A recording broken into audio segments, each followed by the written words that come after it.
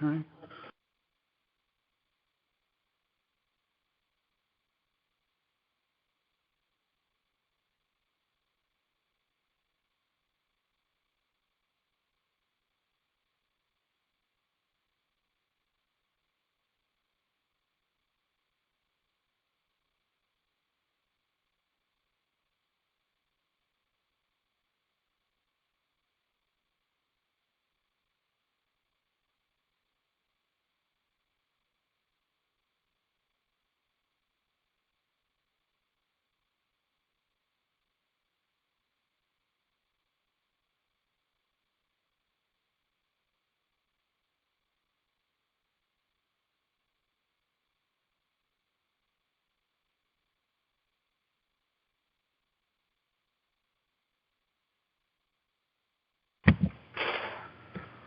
Okay, we're unmuted.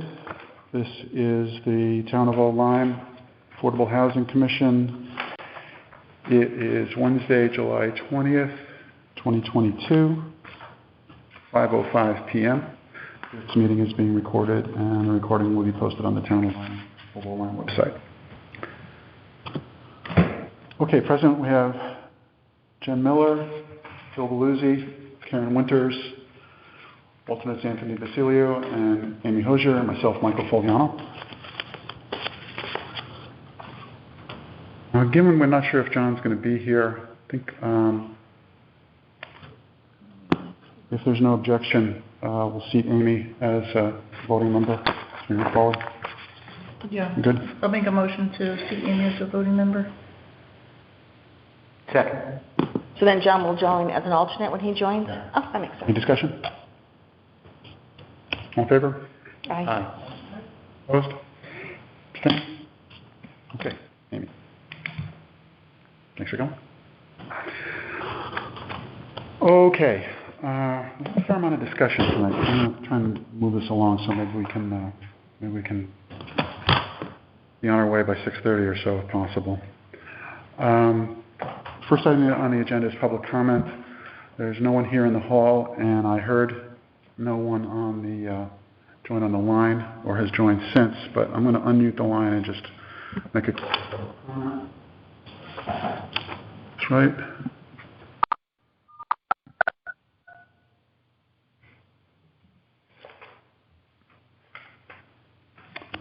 Okay, public comment is open if anyone's joined on the phone line.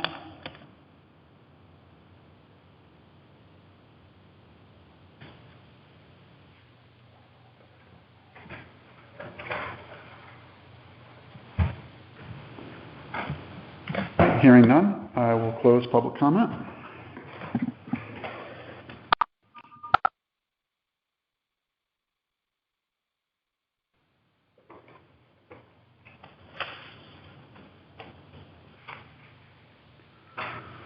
Okay, next up on the agenda, approval of minutes from our last regular meeting from June 15th, 2022. I had sent out the PDF of those. So for the purpose of discussion, is there a motion to accept those? I move to accept. I'll second. Karen, thank you. Any discussion? Good job. Okay. Go to the vote then. All in favor of approving the minutes from June 15th, 2022 regular meeting? Please Aye. say aye. Aye. Opposed? Abstentions? Okay. Motion carries unanimously. Okay. Onto the center of the agenda then. First up, McCulloch Family Open Space Affordable Housing Option Proposal and Recommendation. So at our last regular meeting, we had agreed to move forward and make a recommendation to the Board of Selectmen to convene a building committee under their guidance to advance the project to exercise the option and construct affordable homes on each of the 2 building envelopes that are designated on the McCulloch Family Open Space. Since then, I just went through the proposal to update it on based on current numbers for mortgage rates, which had been in flux, and recognizing that we were very fortunate to receive the $150,000 grant to support the project. So, made one minor change to the rationale. Given that we have the $150,000, that does take pressure off the front end costs, which we had put forward as part of the rationale. And the other was to update the pro forma qualification and cost estimate to incorporate the new HUD income limits, which had just broken out recently. So those have changed. The AMI went up a little bit. The AMI for New Orleans Town was $150,000 and change, and that cascaded through the various qualification levels. And also to incorporate the use of the ARPA grant, which would be $75,000 per home. And then after I sent you the original one, it dawned on me that the $75,000, we should go relook at the whole thing, having that seed money. So I just ran the numbers for a scenario where the town sells the land to the occupant for $50,000 to cover the original purchase cost to the town up front. As you recall from our way back discussions, one of the drivers for going for the town, one of them, not the only one by any stretch, one of the drivers was to retain the land and lease it back to the homeowner so that we can control costs, because putting the land cost as part of the package was going to drive the cost of the cost of ownership up at least to 80%, and possibly it would push it out of the affordable range. And I think it would have with 6% interest rates. So we did that, and also I updated the estimated mortgage payments to reflect the 6% interest rates, which seems to be in the ballpark for where it is now. But again, this is pro forma, and it'll have to be adjusted. So I included that option that approach of selling the land to the occupant on there, and I was actually surprised to see that it came out. Well, the land lease is flexible; this could be adjusted, but it's in the same ballpark as leasing the land. There's other reasons to go with the lease that we had discussed. One of which is it creates a revenue stream that can be used both to offset administrative costs, to recoup the original purchase cost by the town for the land.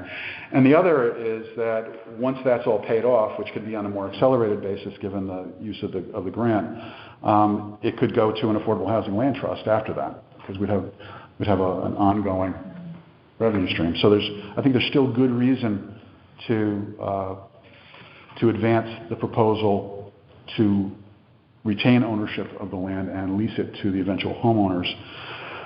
But also, I can tell you that every time I have any interaction with the Open Space Commission, their first and strongest interest is recovering the $100,000, and they are open to discussing the idea of a payback over time. But I sense some skepticism in that.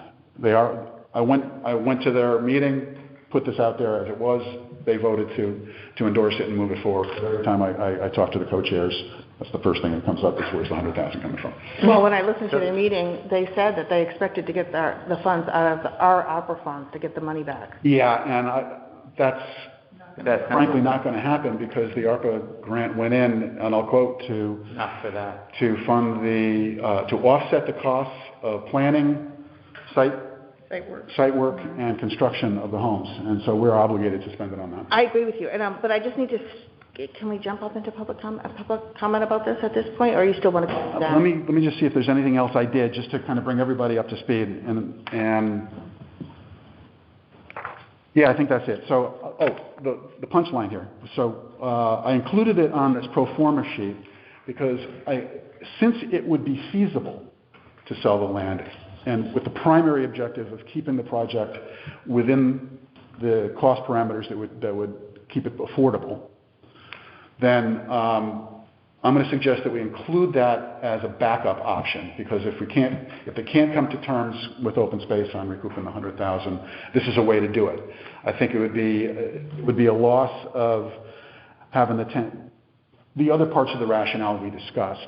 But if we keep our eyes on the prize, which is getting 2 households into homes that they couldn't otherwise afford on those 2 properties, and we have to make any compromises, I think that's one that, under the guidance of the Board of Selectmen and the eventual building committee, that we should at least put it out there. I mean, if we don't put it out there, somebody's going to ask anyway, and somebody's going to do the math. It's pretty simple math. Mm-hmm.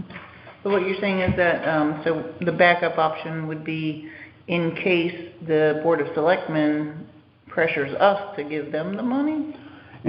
Or if the Open Space Commission is not prepared to come to terms on any kind of overtime payback based on the lease revenue. They have that call, right? They don't. No, they don't. But the Board of Selectmen would need to do it. The Board of Selectmen. And I thought they were supportive. The Board of Selectmen seemed to be supportive of this idea. Yeah.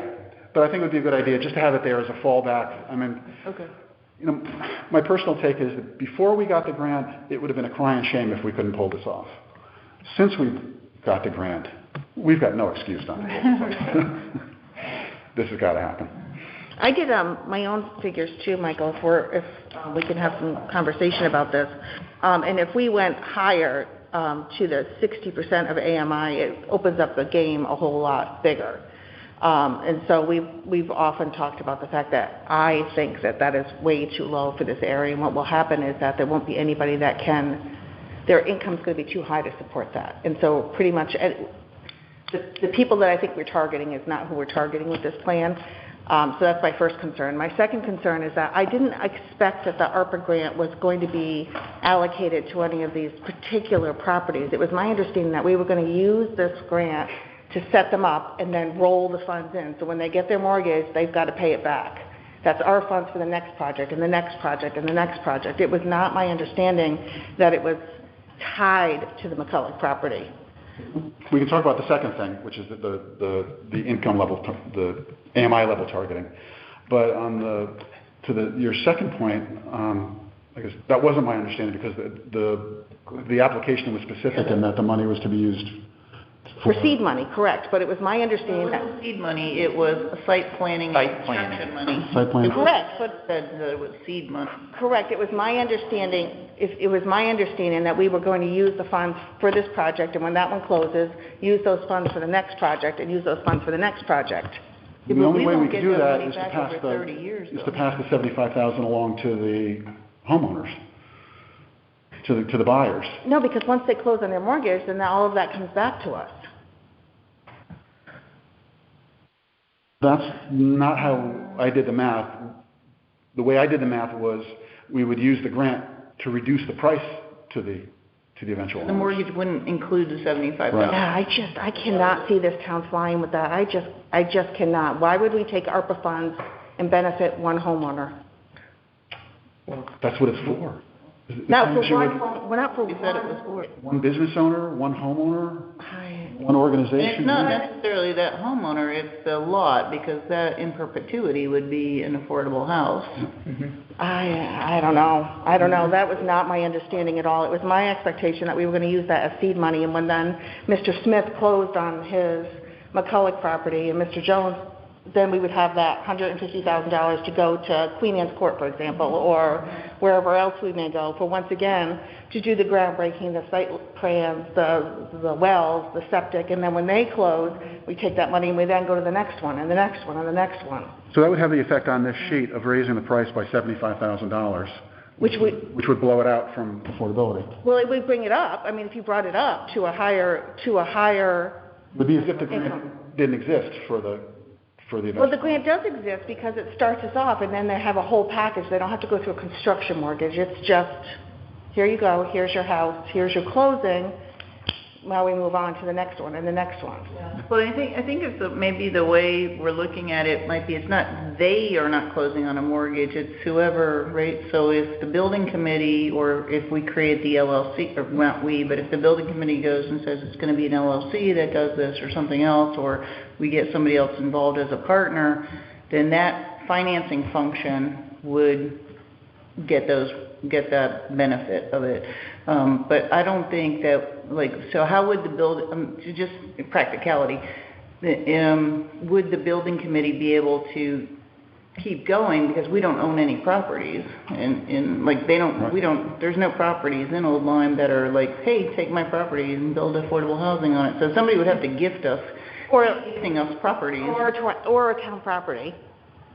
Or a town property, yeah, so there's that, but, I mean, I don't know, but specifically the ARPA grant was written in such a way that it did not actually even use the word seed or investment or starter. It was basically site work and construction for these two specific properties. Right, but I understand, I agree with that, but it was my understanding that then when we would get that back from the homeowner at closing, and then we would move on, and that's our seed money for the next one, and the next one, and the next one. Where did that idea come Anthony's been trying to jump in here. No, I had a clarification and then maybe a comment to associate myself with some of those remarks too, because I concluded several things, and I'm the new person, so I have new sets of eyes, and I don't have any history.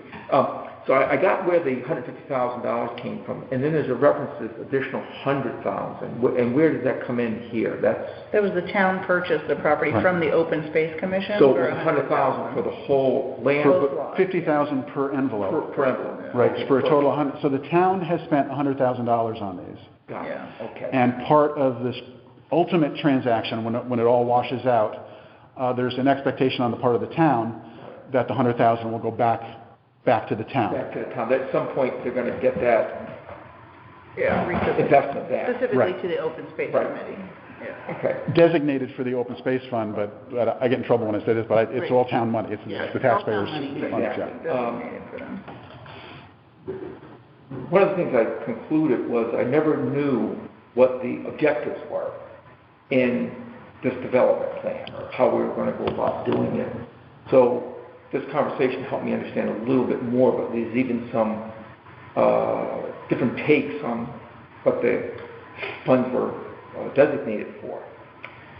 With that said, I will comment in general, it's very common, at least in the history of subsidized housing, and we'll call that subsidized housing no matter who's running it, that municipalities that thought there was a need in the old days for safe, decent, sanitary housing, which is now expanded to have affordable housing, which is really middle-class housing.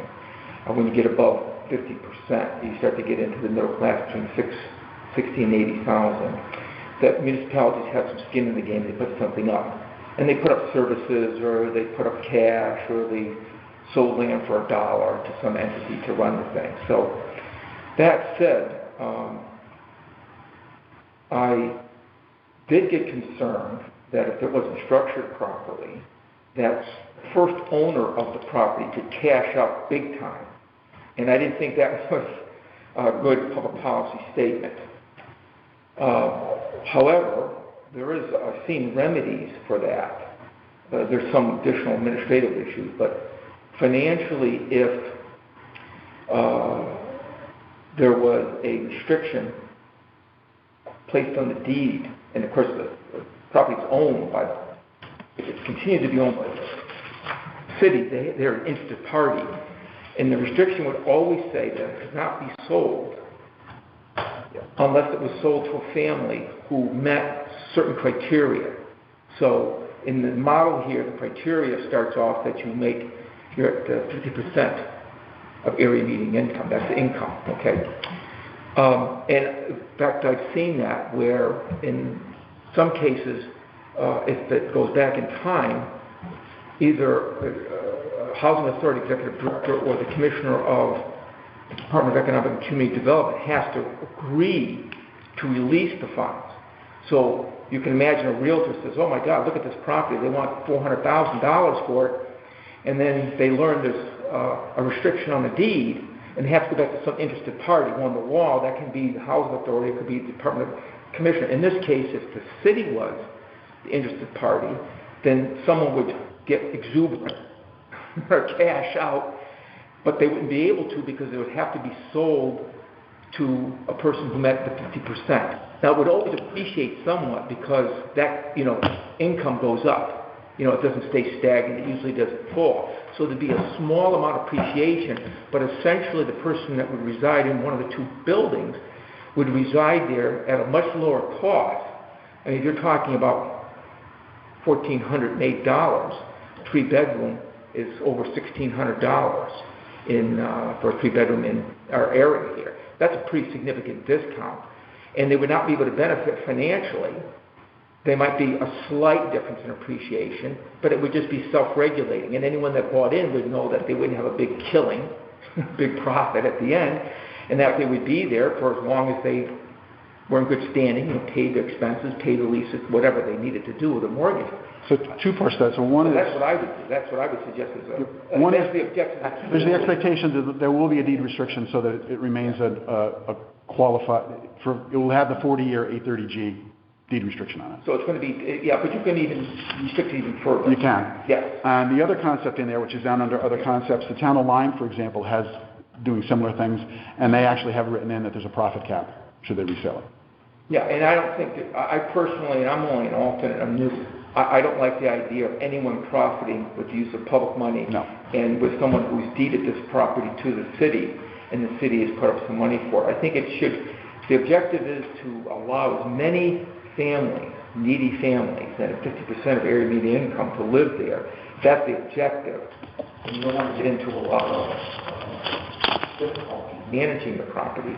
Then if you put a deed restriction, which is called for, but not just to maintain its affordability for 40 years, but also to maintain that it can only go to prospective buyers who meet certain income requirements as set forth by... Right, that's part of the deed That's restriction. part of the deed restriction. Yeah. Right. So then what would happen is that no one would be able to make a killing. Right. The first buyer couldn't cash out, and then everyone else after that would have to live at some market rate, whatever. It wouldn't slip into at market. It would always stay below market and continue in perpetuity to provide some... So it is and has been the intent to have that, but it's really good that you raise that, because if it's not clear, we'll have to upgrade the wording to make sure that's clear to somebody who Right, hasn't and then heard the these city would discussions. always be, if a realtor went in there or a lawyer went in, did a title search, they'd say, oh, look at this, it's trapped. I mean, they might try to sneak it around, but basically the city would always be able to monitor it because they would be the interested party because they still maintain control of the land and it was leased. So if those things go together, that's how I thought it would meet the objective of being... And it's precedented because... families over long periods of time to meet people at 50% of a district's income. That's how Lyme is doing it. So that we actually have a model for how that's being done. Yeah, I mean, that made sense to me without knowing anything else that's going on here, but Good. that's what I concluded. It made Thanks, sense. Anthony. So I think we do need to upgrade the wording to make sure that's clear. And I don't see deed restriction in these words, and we've had it discussed but it needs to be included explicitly. But so to get back to Karen's point about the transfer of funds or whatever, so I don't know how we resolve that as far as, that goes. So, I mean, it's clear in the ARPA language, to me anyways, but I'm not an expert by any means, so that it's for this one-time use for this specific time within the specific time frame. Now, if we just say that we used it for that, and then we're done with ARPA, and then we roll over into something else, that's fine, but we would need to adjust the home price by $75,000 on the upside. Yeah, that's what, I see it at two levels. So one is define legalities and protocol issues of whether we can do it. Mm-hmm. And then even if we could, which is not clear to me that we could, it would raise the cost of the home by $75,000, which is going to push it way up. Yeah. Well, I did calculations I did a little bit lower mortgage rates. I called around, and so I used a median rate of 5.375. The highest one, believe it or not, was CHFA, which was surprising to me. Guilford Savings and Essex Savings are currently at 4.75, so not everybody has jumped the higher rates. So there's a big spread between, 5.375 and 4.75. I mean, that makes a big difference in your monthly payment, as you know. So I was doing it at $150,000, and if you went up to 80%, so it's $1639.95 would be the monthly payment, which is less than the $1772 based on the calculation. So I think that once again, like I said, we are not Doing 80% AMI though. but we could go more, is my point. We could. Right. And so because of that, it's just what? There's two reasons. The most compelling reason in my mind to not go to It's not 80%. crazy, Jen. Thoughts on the table are not crazy. Everybody's entitled. Yeah, you're exactly right, I'm sorry.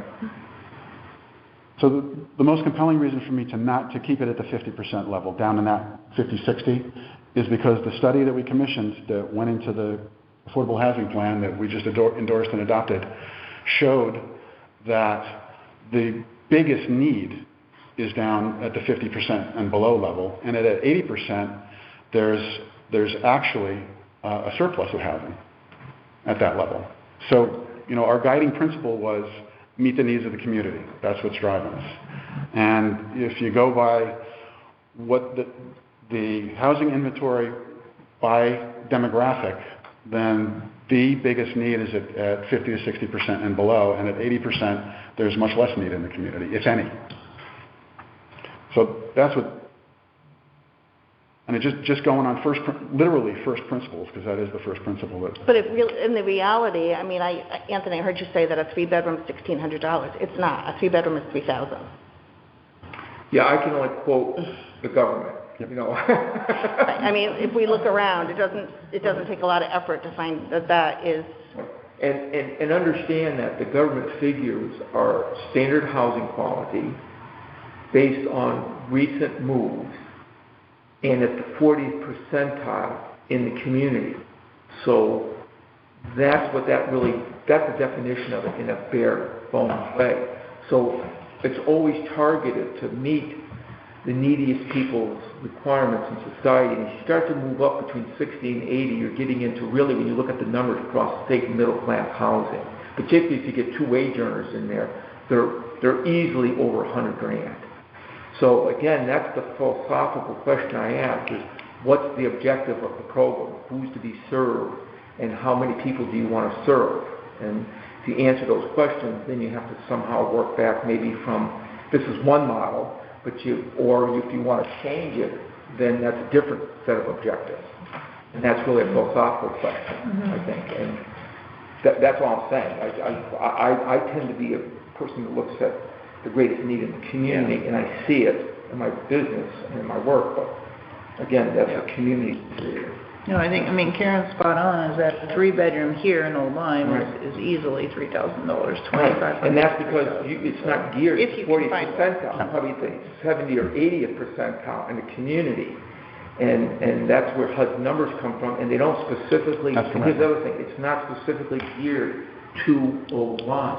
I understand that, but you can ask the survey to be done. Right, but by using HUD's numbers, Jen, you can absolutely appreciate that our reality is not that there are $100,000 people that are trying to milk the system. There are people that are desperately trying to find homes, and just because they're not below that 50% doesn't mean they don't have a valid need. And I think we would be inconsiderate to not think of other people below that threshold. And I want to get Bill and Amy in here, but the other thing that just with the raise is that if you set the price at the 50% level, you have the wiggle room to go up. I understand that. Not just the wiggle room, but everybody from 50% up has access to it. Good point. If you set the price at 80%, then it's only those folks that have access to it, and everybody below that does not have practical access to it. So as you lower the price point, it's more inclusive. And as you raise the price, it becomes more exclusive.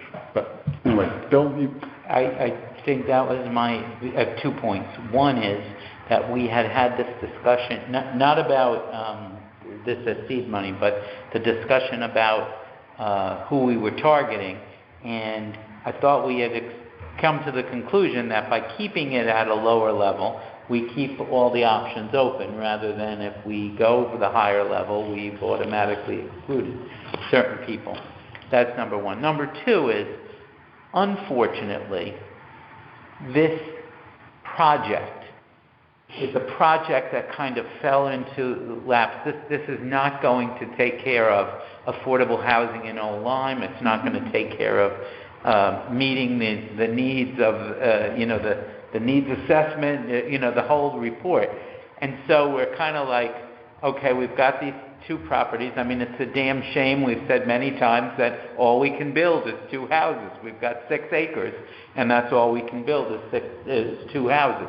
But that's the reality of it. So I just see our job as trying to get that done as something that affordable housing has seen through, and that do it in a way that offers to the most people. I think the decision about who's going to end up in those houses is something that's off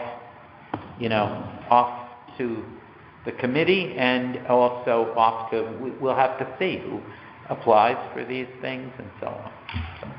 That's a good point, Bill. Can I complicate one more thing? Go ahead, I'm sorry. I agree with Bill, your second point. But I also have been thinking about, this doesn't come into the financing or anything else, but just the sort of undue pressure on whoever moves into these houses and living in Old Lyme and all that. I'd like to see this get done and then maybe move on to some policies looking at the housing finance, interest rate issues, and that sort of thing. Because in the end, there's only 2 houses that people can move into, and we have larger things to eventually John asked deal you to with. unmute him. John's on the phone. Is John on? He said to ask you to unmute him.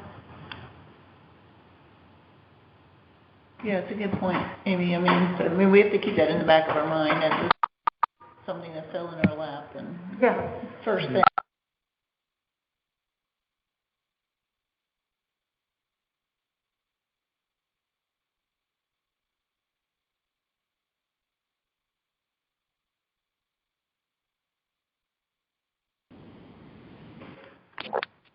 John, you there? I am. Very good. You guys hear me? Anthony had something, and then you're up. The only other thing I want to put on the conversation, a very volatile number, is the total cost of the home. So what I did is I took the total cost, and this is a model from a folks conversation, and inclusive of land at about $115 square foot. You're never going to do that. More realistically, you're going to build something at $2 or $250, and to make it up donation materials, you basically have to raise about $147,000 more at 150 square cost. If you drop down to 200, which might be the low end, particularly in today's economy, you're going to have to raise about $92,000 more. So these numbers are going to fluctuate tremendously because there's no way you can build any house. You can maybe put a tent over there and invite the homeless in, but you're not going to do much at $113 a square, exclusive of land. So I said that's the other thing, is that this get additional funds or donations, which I think we noted, but depending on where you go with the kind of construction or what the building committee wants, you could go anywhere from 92, in my estimation, to $147,000. Additional deficit, you'd have to find that money someplace or get donations. I'm just going to question Jim. We had originally done this. This is sort of consistent with the Habitat for Humanity New London experience. County-based habitat. So they're 120, So 110. if they build it. But they get those donations. If they build it. But again, those are, I'm just saying, you got to build it at market. And they build it, yeah. If they build it. And they build it. Yeah. And that gets into the quality of the construction, whether it meets community standards. And I'm not, they get the donation. That wasn't implied here, but I didn't know who would build it. And you're absolutely right. There are big assumptions in there, and that Okay, I'll make a note of that. that cost note was, and I think that's under note. Thank you. I think Eversource. Yeah, note number is the 2. Number one, donator, and then, 125K per home assumes donations of time and materials consistent with HFH experience. Oh, that's Habitat. Habitat for Humanity. I'm not familiar with all Yep. the acronyms. The acronym. You're working for the government. No, I'm just- We are the This government. is the government. All right, John Coughlin on the phone. Well, I mean, the numbers that we used for the application for the ARAPA money, those are more true, I think.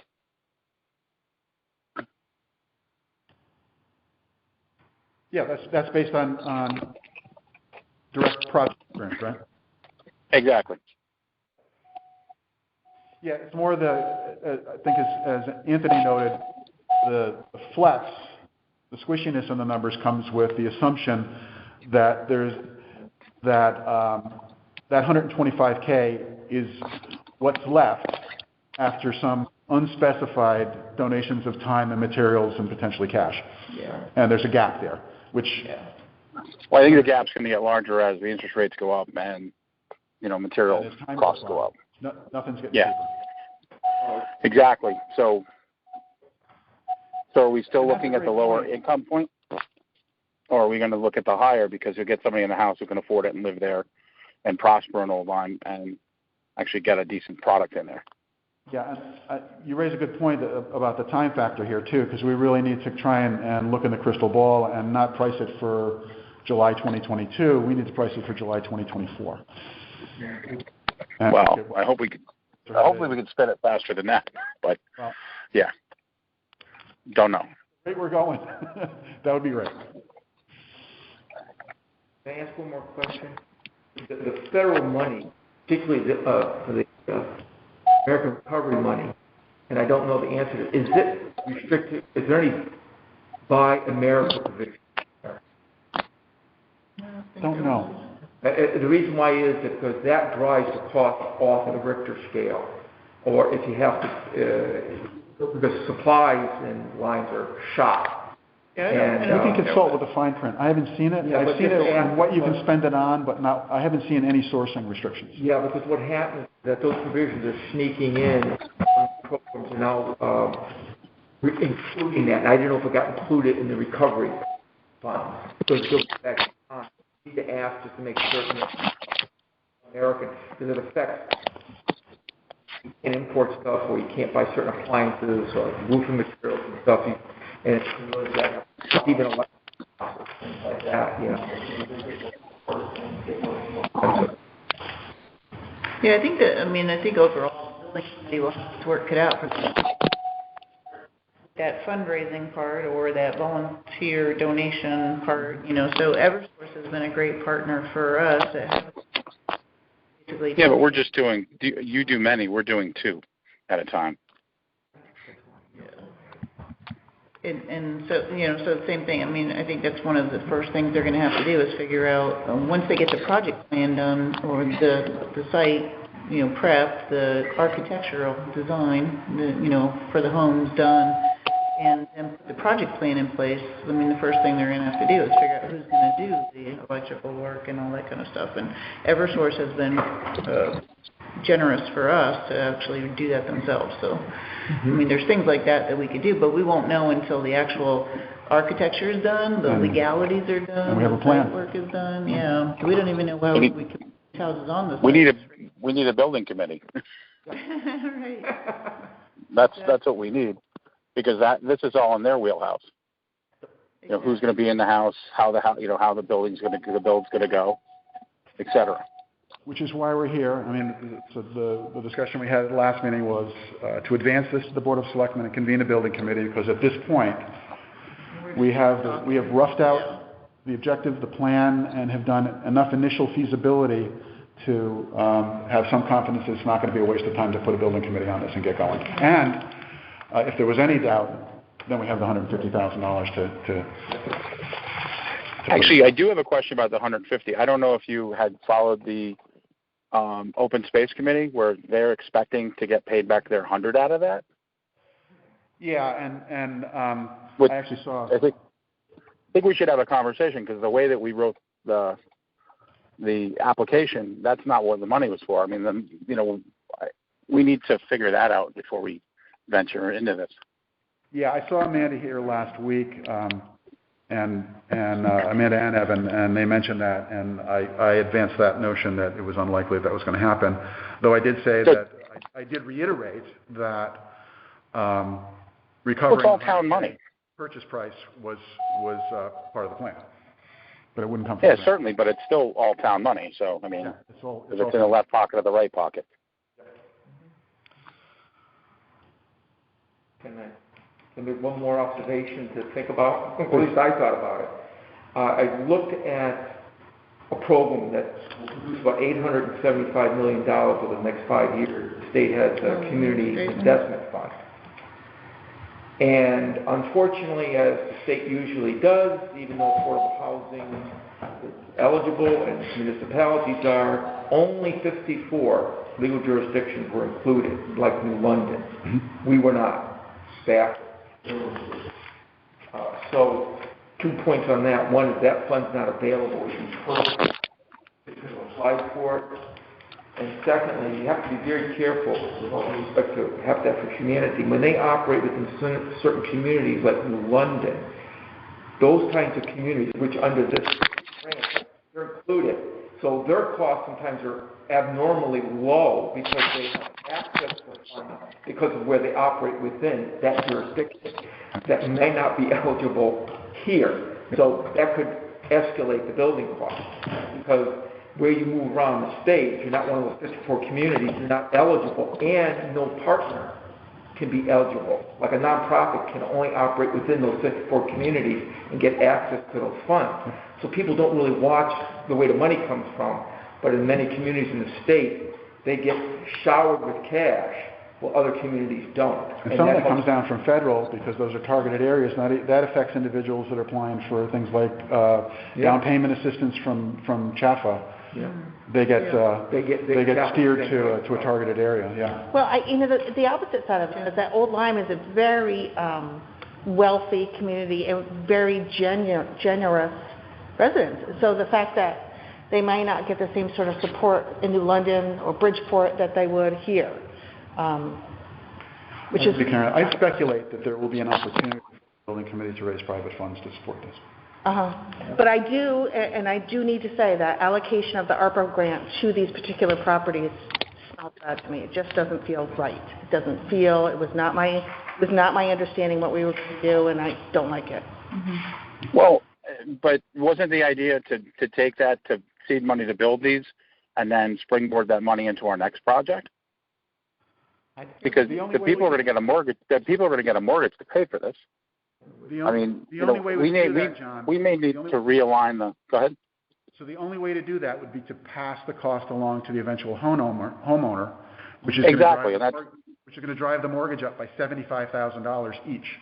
Right, but once again, we can also raise funds to offset that. We've still got that pocket of startup funds, if you will. In that case, there's no difference. Then you might as well raise the funds for the next project to see if there's no real difference. It's perception, Michael, and the perception is that the ARPA funds went to Mr. Jones and Mr. Smith. Look at them. Yeah, that's going to be a problem. That is going to be a problem. Unless you deed restrict it. No, they're all No, they're all deed restricted. They're deed restricted, but they own the building. They don't own the land. They own the building. So that will be definitely a problem. I don't see the daylight between that and an ARPA grant going to an individual business owner or an organization. I see no daylight there. If someone was if someone was impacted and we're working within the parameters. I'm not saying we're wrong. I'm saying the public perception is not going to support it. Like the big difference. Hardware store, the chocolate shop. There's a number of businesses that are getting ARPA funds. I don't see it. Absolutely, but they were harmed. They were harmed by COVID. These people may or may not have been harmed. So then, do we actually have to find people that were harmed by COVID to actually give them the house? You know what I'm saying? But they have a plan to benefit the community. For example, Black Hall Outfitters, I'm just going to use them, where they were going to increase tourism and all of these things that benefit the town. This does not benefit the town. and it's just a slippery slope. Well, it does benefit the town if we believe that we need to make some progress toward affordable housing. Now, it's small progress, but it's the progress we're able to make now. I mean, the whole point of all of the presentation, the research is affordable housing is a needed and good thing for towns in our area. Now, each area is different, each community is different. And will contribute to the long-term socioeconomic health of the community. I mean, I feel like this is it's not that there isn't validity to what's being said, but it's like we never had any conversation that this was seed money or that it was going to go from one project to the next. That's not at all what we... You see, I understood completely different, that it was going to... But from where? I mean, like where? And actually, it was you and I that originally were looking at all this stuff. I'm just wondering where that came from. But, you know, the grant is written now. That was kind of my thought, because they're going to get a mortgage to buy the house. And maybe not all the funds move forward, but part of them do.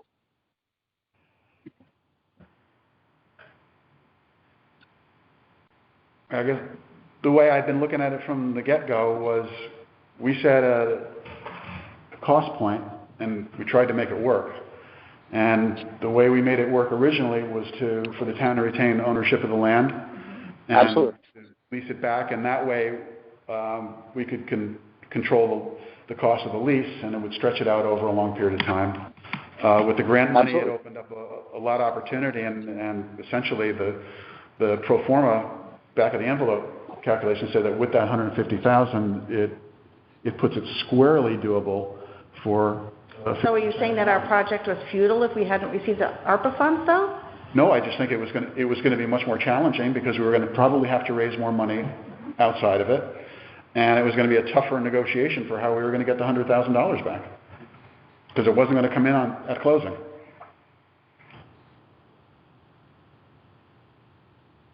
So it was going to be, what I found was just a sliver of daylight where we could make it fit. And now with the $150,000, it opened that up to a wide open door for us. And boy, I would really hate to see us not go through it. No, it's not about not going through it. It's about public perception. And I think, and I've always said that from day one, that we need to be very careful of the way the public views what we're doing. Because it's a light switch to say, have people say, wow, that's a great thing to, oh, what the hell is that? And we have to be careful, and I think this is one of those things that's going to raise eyebrows. That ARPA has contributed to the building of affordable... No, it's not ARPA. It's that two families got $75,000 each. And the question is, were they, it's ARPA funds, which is from COVID and that. Were they actually harmed by COVID? I mean, it puts a whole other layer on stuff. Sidewalks on Soundview Beach are not harmed by COVID, so... But when you look at sewers and sidewalks, and I don't really know how each group... Well, sewers and sidewalks should never have gotten American Rescue funds. They did, so... But that... I know, I'm just saying. Well, I just would say, I mean, it was a wide range. Obviously, anybody who read all of the things that you could get money for, it was a wide range of things.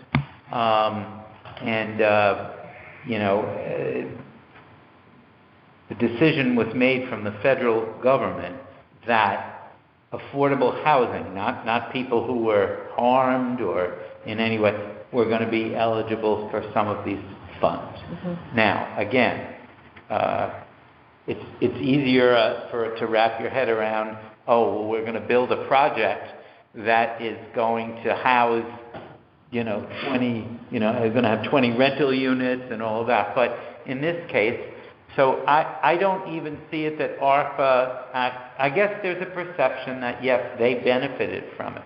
But it's allowing two families who wouldn't be able to afford a home here to have a home.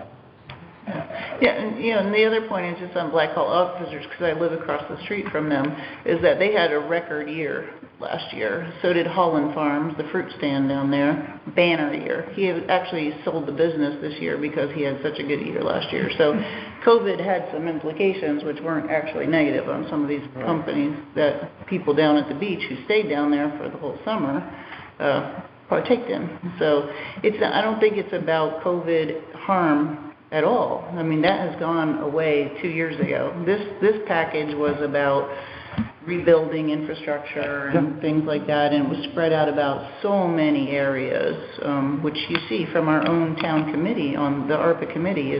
There was a large number of applications, but the majority of them were in just such disparate areas, categories, single business owners to our committees to commissions and things like that, that I don't see how the public can say, oh, those two homeowners, or home users, because they're really not going to even be owners, the users of those homes, should be penalized because they got a break on their mortgage for $200 a month or $300 a month, whatever. I don't think we're penalizing them. I'm saying that the public perception is that all of our funds went to these two people, and it could have done so much more for others. I'm not sure that's the case, Karen. What would we have done with $150,000 otherwise? Once again, it's public perception.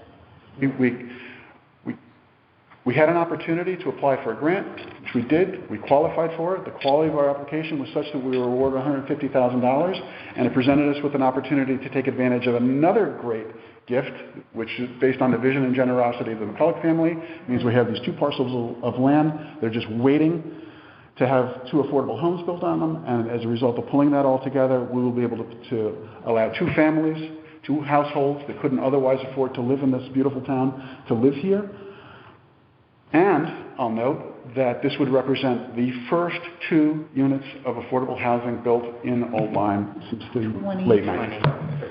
So it's a multi-level one. John said when he gave us the numbers was that, once we get it going, there's that momentum build up. And that now we have to keep it going. We're committed. We're going for it. It's a huge win. I would like to see us be put in a position to take yes for an answer here. Yeah. I do relate to the marketing side. It's public perception. It's a marketing issue. It's a messaging issue. I think affordable housing is not what people perceive it to be. It's used in most municipalities in the state and across the country as middle-class housing, and then they attach, in Connecticut, they sprinkle in some extremely low-income housing, 30%. But the whole project is carried by the app market, and it's 80 or more percent of the area median income. So you have to have higher income. So I think if you restrict any family from cashing out, and that's what I tried to explain, that was an objective, that the property, then I think the public would support it. And I think if you start referring to it as a first-time homeowner program, that would be another way of being able to say that it would go to people who were entering and buying their first home, a starter home. And we had always talked about workforce, but we'd also talked about people who are a bit older also, and fixed income people. Correct, but see, workforce can mean if you're a municipal employee with benefits, you're doing quite well in Connecticut. Everyone wants to go work for the government. That's why you have to be careful when you say workforce. But again, that's another term that's not defined clearly. That's what I'm just saying. If you make it available for multiple families by some deed restriction, and you say that only people of a certain income bracket can afford to buy it, which means the cost never goes up or goes up slowly, and if it's a first-time homeowner program for whoever, then it makes some sense that it's a starter home. It gives people ownership, pride of ownership, and the community becomes familiar with individuals who might not have a high income or extremely high income, who can be really great neighbors and good citizens of the community. Anyway, that's all. Well, I agree with you, basically. I think we have to be very careful in our messaging around this and have the broader picture. I mean, this is a demonstration of one very good thing, but that we're going on to other things can solve the wider issues or whatever. But anyway, I think your point's really legitimate. Thank you. I wonder if in, some of the future things we were going to do with the community that, we can kind of work in these. Absolutely. These points. That's on the next agenda item, is to talk about some outreach, so some education on this. But, we're at a juncture here now where we've collected a lot of data, we've had a lot of discussion, we have a way forward here, and the August meeting of the Board of Selectmen is coming up. So,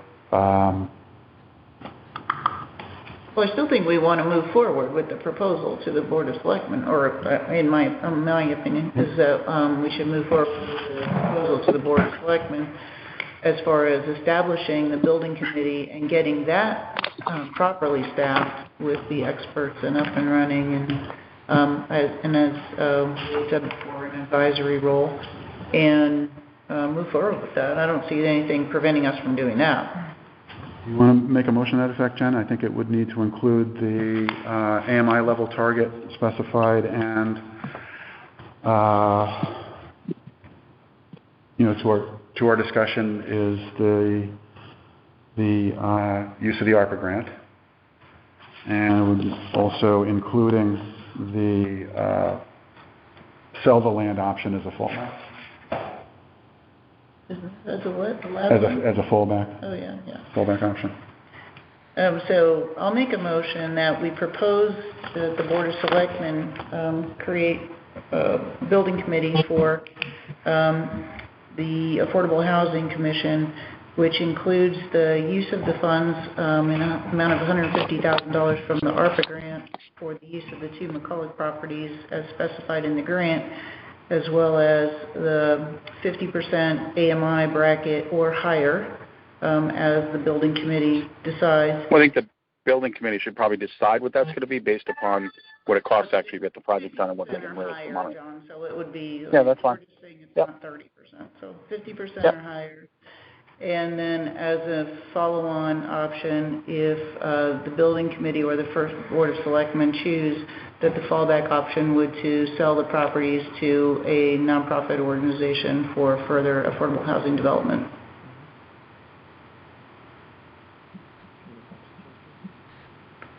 Okay. Can I make one suggestion? So if we sold it, we would forfeit the Motion on the floor. ARPA. Yeah, I don't want And to. then we can open it up for I don't want to do a discussion. friendly amendment. I second the motion. All right, thanks, Bill. And we can discuss Yeah, so Tony? The Hang on, only thing- let me just get, I'm sorry, let me just get the motion. Get paperwork done. So, BOS, recommendation to the Board of Selectmen, create a building committee to advance the McCulloch proposal that will supply, you didn't say this, but we may need it. So we need it. To advance the 2 McCulloch building envelopes for affordable housing through use of the $150,000 ARPA grant as specified in the grant, with stipulation that the deed is restricted to families within the 50% or higher AMI brackets, and may consider a possibility of selling the properties to a nonprofit organization to manage the building of affordable housing thereon.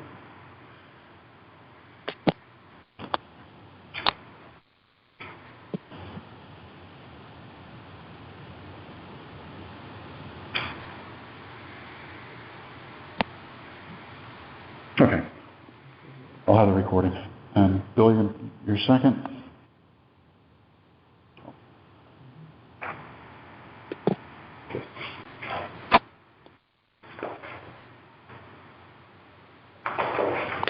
Okay. Now, discussion. This is just a patient suggestion.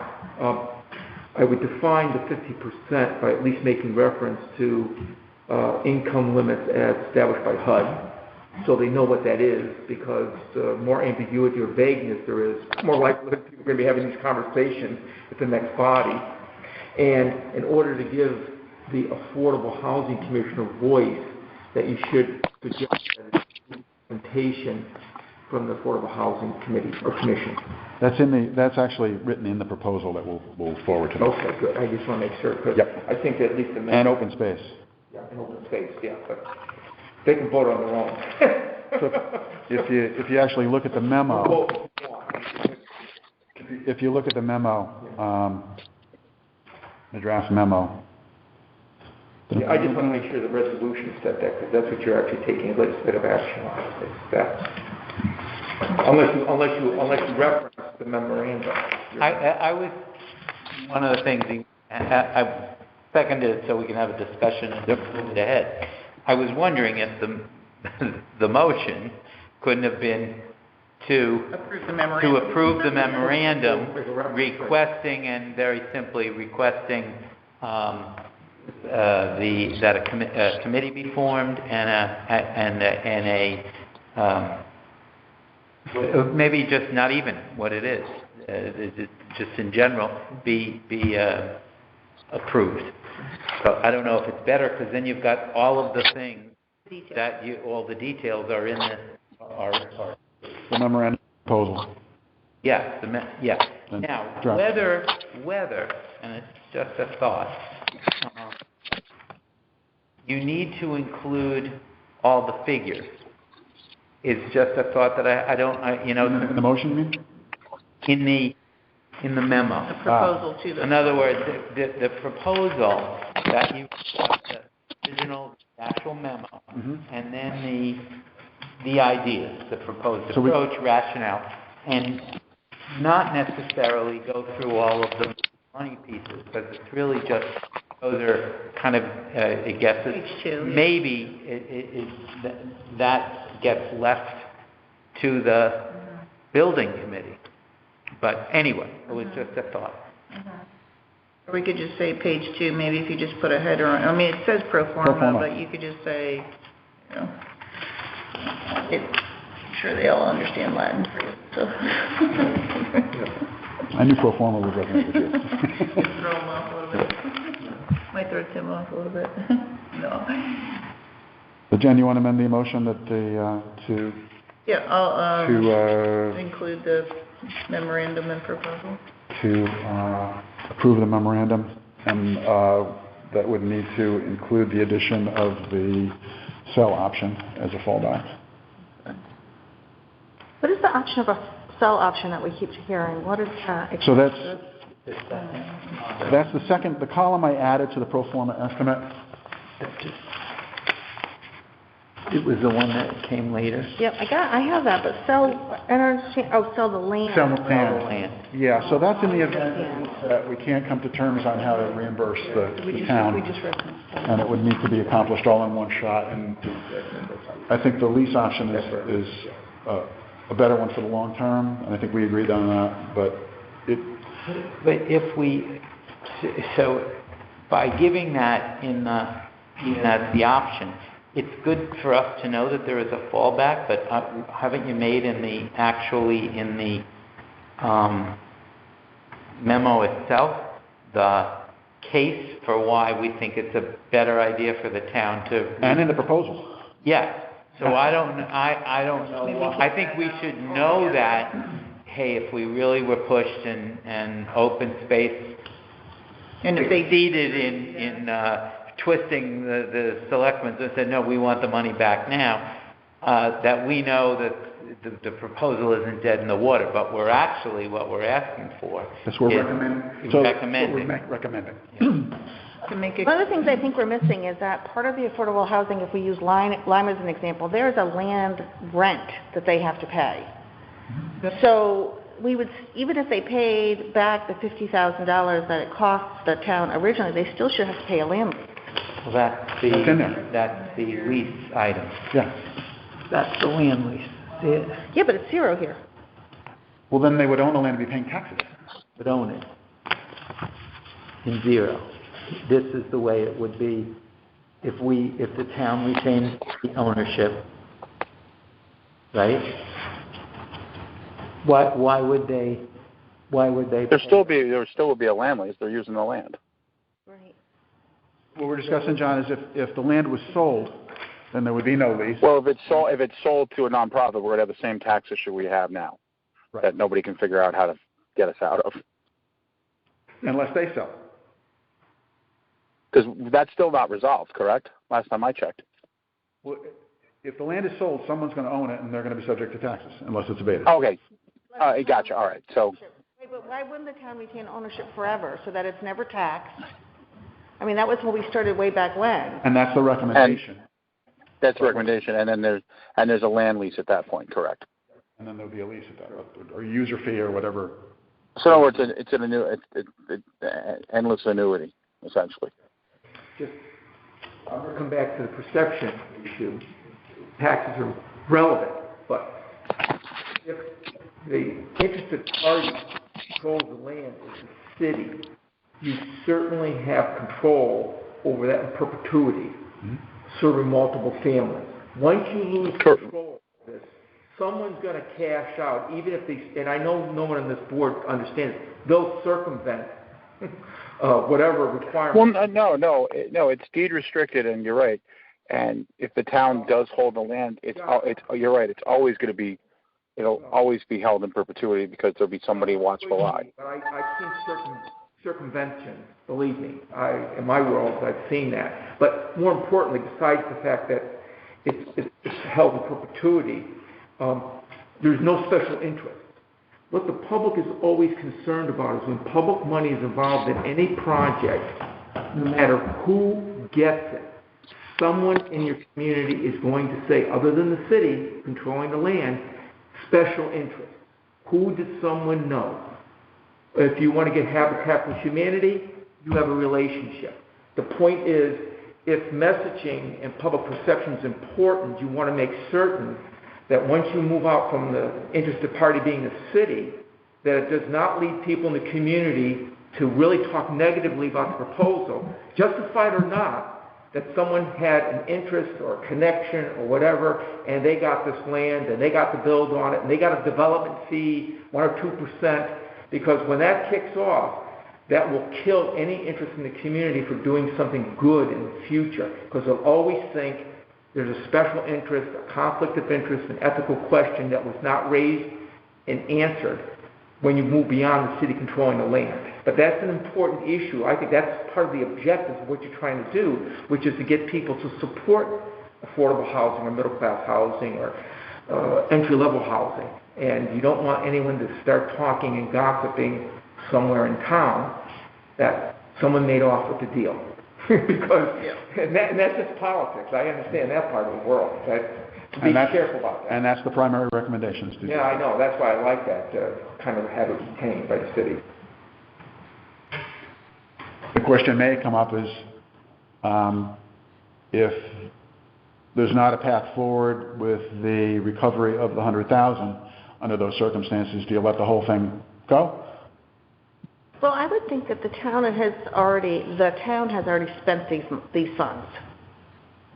They've already spent the $600,000, period. They bought the land, or 100,000. Right, but we're talking about 500 that Open Space was talking about, and then they want their 100,000 back.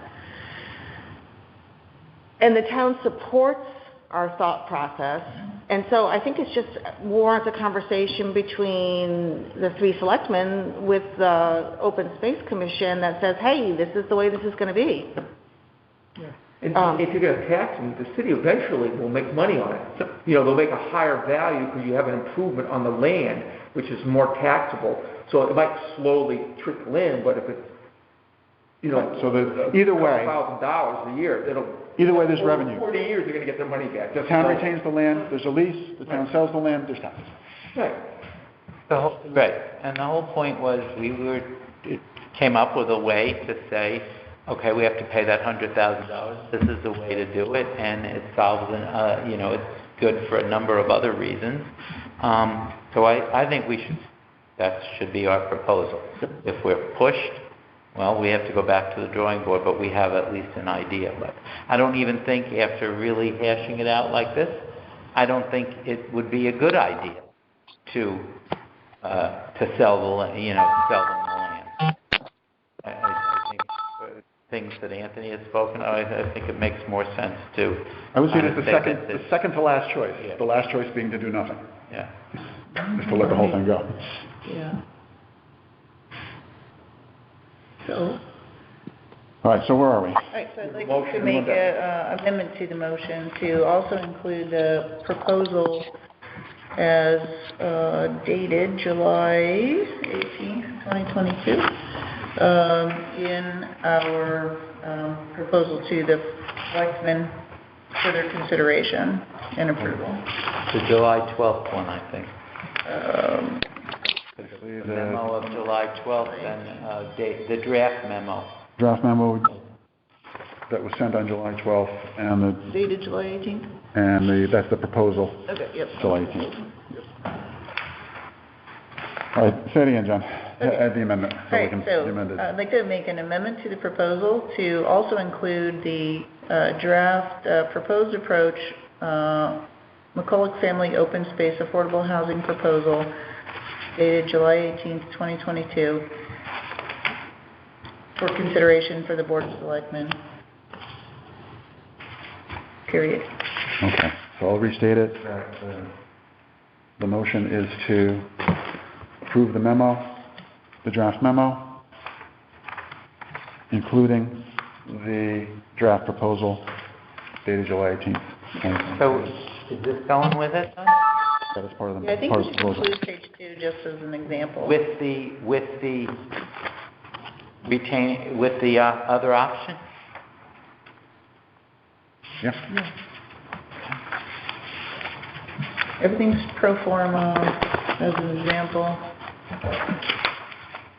But the memo isn't written that way. No, we'd need to update the memo. Yeah, the memo is written to say that. Just trashed my... No, I think it should just be of the 12. I think we should only give them. Just the memo, not the The me- proposal. No, even the proposal, but just the proposal Page 1. that has, no, if you want to do page 2, that has this retaining the land, the original one you gave, with just the one item. Okay, we know about it, so. Jen, would you like to, Well, I'm then you withdrawing wouldn't, everything. then you wouldn't be opening up the door to the other thing, at that point. at that point? Somebody's going to ask at some point. All right, any discussion on that, on whether or not to include the pro forma back of the envelope computation Well, of I think since the it's lease back op- of the the envelope, sell we could option? just take the one option, just give them an example of what it's like, So- and then take out the town sells the land part. So it's all just the July 12th then? Yep. Yep. It's the July 12th memo and the July 12th. So just eliminate that second column. Yeah. Yeah, when you redo it. Okay. One more time? Motion as discussed. Okay. So moved. All right, I'll restate it then for the record and for the minutes, which is that we are voting So on you're the boss. approving the draft memo and the draft proposal that were sent on July 12th, dated July 12th, and that specifically the proposal does not include the pro forma estimates on what selling the land would entail. Thank you. Second? Oh, second. Further discussion? I just have one question. When we use the back of the envelope, why did we change from 60 to 50? This is from 1215. Yeah, that's the latest HUD numbers. When I went to the HUD table, it was so on the- I checked it, it is. Yeah. The latest one. Yep. Because when we reference it, I can say, Yeah, I actually have them here with me, but I looked at it to make sure it was correct. and it's interesting because HUD uses 50 and 830G uses 60, but the actual computations are done, and it is pro forma. So it's- That's right. Oh, 830, yeah, that's good. all right. Further discussion.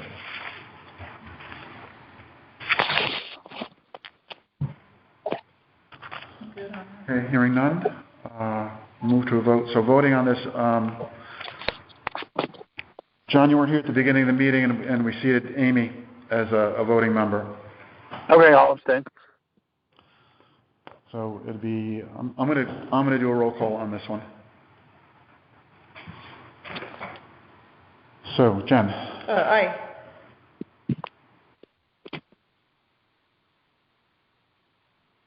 Bill? Aye.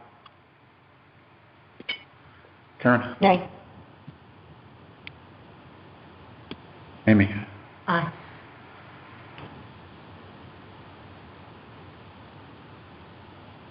And I will vote aye. Oh, no, Amy's seated. Yep. Amy's seated. So there are no abstentions. So we have Jen Miller, Bill Beluzzi, Amy Hosier, myself, in the affirmative, Karen in negative, and the motion carries. Well, I will enter this into a final form. All right. Thanks. This has been a very long discussion. We only need one milestone. We've got a long ways to go, but and it's not going to be easy. Yeah, so the discussion is not over. As we go to building committee, hopefully it continues on from here. At least we've taken a step. I feel good about this. So we're coming up on a two-year clock ticking. Actually, we do. Chairman. I thought that was a big step. It was. Good conversation. It is. Excellent. And it's But a lot of things got touched. a lot of things that are gonna come up again in different contexts and in future projects, hopefully. So good. All right. Back to the agenda. Regional housing plan, discussion and feedback.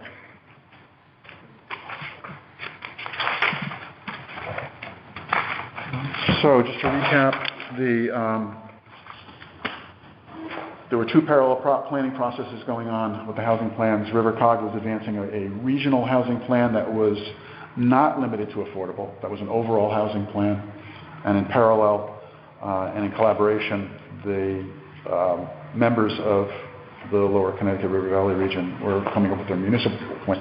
A dozen of the 16 were in direct collaboration, and 4 of them just went off and did it under their own auspices. The draft was intended to follow, so I think this is a good process, editorializing, but the RiverCog folks actually took into consideration all of the various regional plans. They pulled out the common threads and incorporated that into their regional plan, which is the work product that is now posted and open for public comment. So I didn't receive any from anybody in advance. I can tell you I came up with one area that I'm going to ask them to look at. Well, I propose that the committee asked them to look at, which is, as you saw in the plan, they roughly divided the region into 3 layers, the northern tier, the central, and the shoreline. And when you look at some of the plans, there was some data presented about zoning, about even the percentage of the population that had access to public water, which I was surprised to see in Ojai was over 50%, and that actually triggered me back to some of the data from the housing study, and that if you look at the housing statistics for Ojai, we have about 1/3 of the properties in Ojai are listed as vacant, and a lot of that is seasonal. So, punchline, I was going to just propose feedback to RiverCog to at least note the disproportionate level of seasonal properties along the shore, Ojai specifically, and the shoreline communities in general, and take that into account as they're presenting the data, even if it's just an asterisk to help explain some of the stuff. I didn't see where it would change any of the recommendations or the fundamental findings, but I know it surprised me when I first saw this deep in the numbers, and I think it would be worth noting. You mean how high our seasonal rate is. Ojai is the most in the district. I believe Westbrook is number 2, and it wouldn't surprise me in the least if Old Saybrook was also in the top tier there. But just the disproportionate the disproportionate number of seasonal properties that are Make that up. shoreline community zone line specifically. So that the reader at least takes that into consideration as they're looking at the rest of it.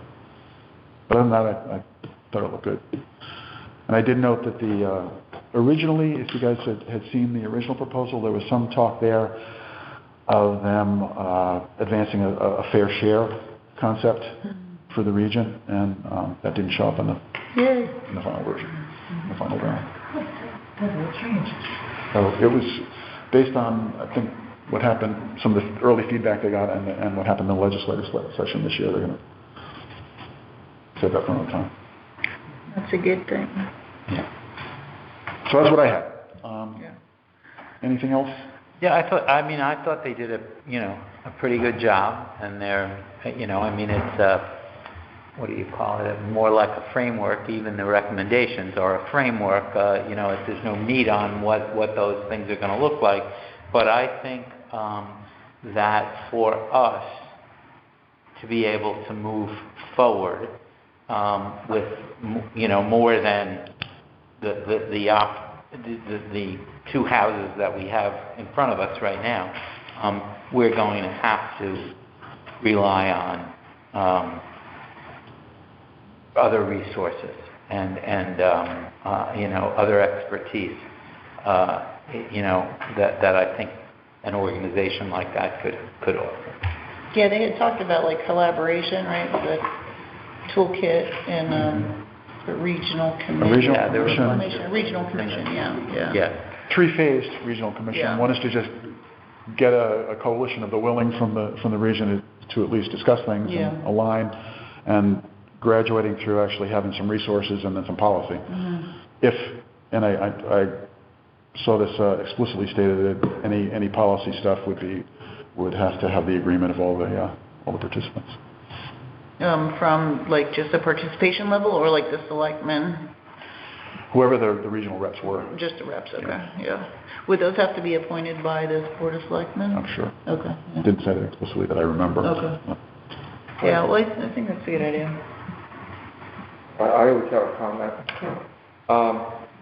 regarding a housing commission, regional housing commission. Intellectually and historically, I've always found it to be difficult to support any regionalization of housing. Since 1937, housing has always been a local decision. Those responsibilities devolved to the state of Connecticut, devolved to the jurisdictions. To this day, say that only the legislative body in a community, legal jurisdiction, can create a housing authority by a legislative act. They're just inviting themselves to do something that's not based in any law, history, or precedent. And that's not just because of home rule. That's just the way the law was created federally in 37 and devolved down into the state of Connecticut as early as the late 30s, early 40s. Secondly, I can tell you that politically, at the time bomb, because there's huge debates going on. I just had the chairman of the housing committee in my jurisdiction, and we're talking to him about it, and they're trying to figure out philosophically of how do you allow the expansion of one housing authority to expand into another. Now these are legally constituted, much less this body that just wants to come in and regionalize a housing. There's no such thing as a regional housing site. They just invented that. So you can invent whatever you want. You can look at making it, operationalizing it and monetizing it, which is what they do in phase 3 to get money out of it. It's like creating a job. But I can tell you right now that it's a very touchy point of getting. It was a bill that said that a housing authority could operate within a certain jurisdiction within 25 miles, 15 miles, and it never went any place because now you have that authority. Old Line can go to any house, Essex, Middletown, any place of housing. You can invite anyone in the state and do a cooperation agreement and get going. You don't need a regional operation that has no basis in law or history. So I think that really They just use this planning process to stick in a big section that kind of further their own interests and ultimately their economic interests. And I'm very troubled by that, because I think it's a big overreach for them to have done that within a planning document, to do something that's gratuitous and beneficial to their organization. It has no history, nothing in law, and they know the controversy. They know, everyone knows how controversial, because it's been controversial for the last 2 sessions and actually earlier than that.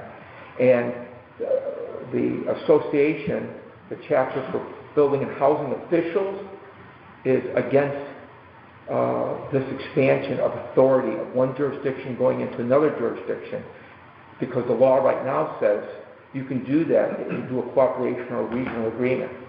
So this is just something that benefits them and doesn't have any standing anywhere in history, as we said, in the law, and it's already been addressed, and it's very political. Anthony, did the example you cited, was the representation on that regional commission, was that independent, or was that include representation from all of the jurisdictions that could potentially be affected by it? Well, it's they just say... Not in the Rivercock proposal, but in the... You mean in the legal efforts? Yeah. Okay, well, so was that more of a top-down thing, or was it... My understanding from the reading of it, and you check me on this because you've got more experience in reading these things, but it seemed to be more of a bottom-up thing, where each municipality that would be involved in it would be represented on it and would have... That's not the way it works. It was basically to allow housing authorities who either are landlords, social service agencies, or developers. Those are the 3 main... Right, so administrative and they entities. want the opportunity of being able to expand their operation outside of their jurisdiction.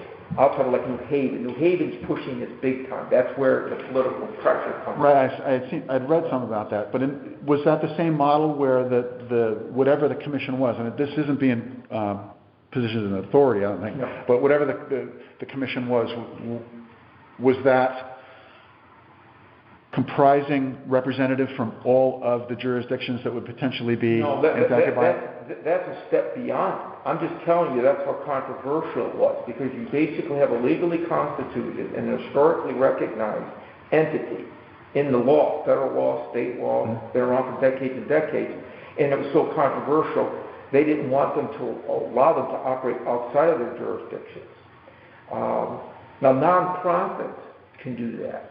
A housing authority can spin off a nonprofit, not make it, quote, affiliated, and it can do that. So I'm just saying that it is a real hot button. The chair would like to do it. There's a lot of pushback, even within his own party. He's a Democrat, and I'm just noting that for the record.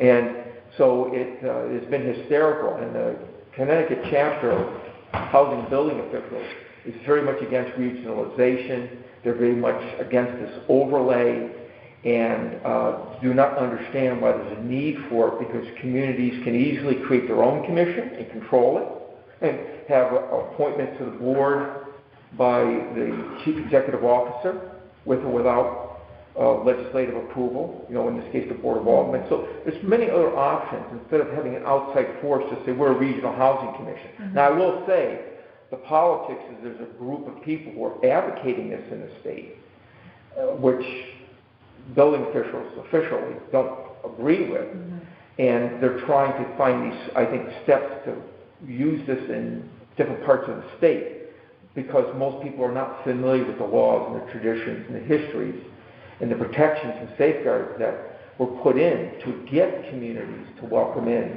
housing development, deeply subsidized, or what they call affordable housing now. So you're suggesting that our... I'm not meaning this to be... I'm not trying to bring this to a head. Yeah. Is your suggestion that we should oppose this being in the plan? That section. I don't think regional housing authorities have much to do with what conceptually they're trying to do. It's a planning function. They want, as I said, operationalize it and monetize it. In phase 2 and 3, right? Yeah, so, I mean, they just create out of thin air, I'm a regional housing authority. Well, isn't that nice? Just invite yourself into something that doesn't exist in history or in law. And what happens is it starts to gain credibility when municipalities, commissions like this, or start to just say, well, that sounds good and it's harmless, or we don't know what's going to happen. But once you do it, it's hard to pull it back, and it's hard to get it back into some kind of a structure.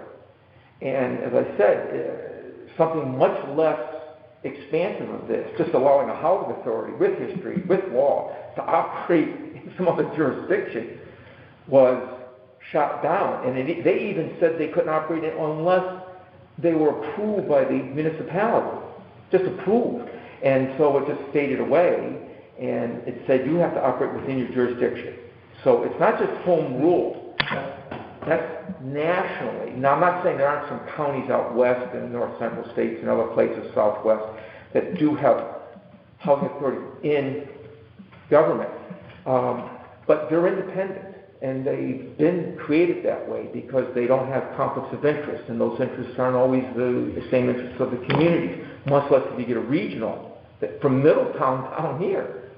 I mean, think about the variation in the communities, the population, the housing needs, growth, school systems, so on and so forth. And to say you just want to regionalize everything, I would bet that probably Middletown wouldn't be supportive of it either. But it's benign, but I don't think we should support it. I said we just ignore it. I wouldn't support it. You can object to it, but that's not my decision. I'm just an outsider here, kind of just telling you a little bit of the history. No, you're on the commission. Makes sense, yeah. No, I know, but you've enlightened me on a way to think about this that. Yeah, I'd be careful. That's the way I saw it, and I don't think that their intention might be benign. It might be, in a effervescent approach. We're doing this, and they just happen to incorporate it in a regional plan, and they get then say, let's take care of ourselves too while we're at this, and grow it. It's like let me go around and get just some quick thoughts on your Jen, what do you think? Well, so just about what I'm thinking, yeah. So, I mean, I didn't read it that way in that particular document, that one slide I think it was on it, so I didn't read all that into it. No, it's 50 slides in here. But yeah, well, I mean, the one slide on the commission, but right. Yeah, and so I didn't think about it that way, so that's very helpful. But yeah, I mean, I think the whole thing with Advanced CT and some of these other groups that are trying to do this out of New Haven, I think is a very dangerous approach, just like regionalizing the school districts, regionalizing everything else. It is all about empowering, spreading the wealth, if you will, to coin a phrase. But yeah, so, I mean, if you think about it in the way that Tony's explained, we have to be on the watch for that. So we would look out for that. But I don't know that River Cog had that as their intention necessarily. And that's unintended consequences but you're right, yeah. are as big a problem as the intended ones. Yeah. Sometimes Bill, thoughts on this? It gave me pause to think about something in a different way. I think of it as a cooperative venture that, in the same way that we used River Cog to help us create our plan and all of that they would have resources. Now, again, maybe... They've sucked us in. Yeah, or maybe it is just to be in that capacity, but knowing this field the way that you do, it makes me think, well, okay, maybe we don't say that. That may or may not. Maybe we just keep that in the back of our heads for now. Karen? Eye-opening. I mean, it's something I hadn't thought of, but certainly you would know more than I would. And, some of the stuff that came out of here, like I said, it ended up here. I see it differently. I see what I see. I'm not looking at it on paper, and I'm not looking to support it. Like I said, it doesn't take a PhD to look in the the real estate section and say $3,300 for a 3-bedroom. I mean, there's your information right there. That's all you need to know. You don't need all of the stuff that goes with it, because the reality is that's what it is. Housing is ineluctably local. Anthony Dow said that years ago. And I think that's a proven way of taking care of your housing. John? So with us, John?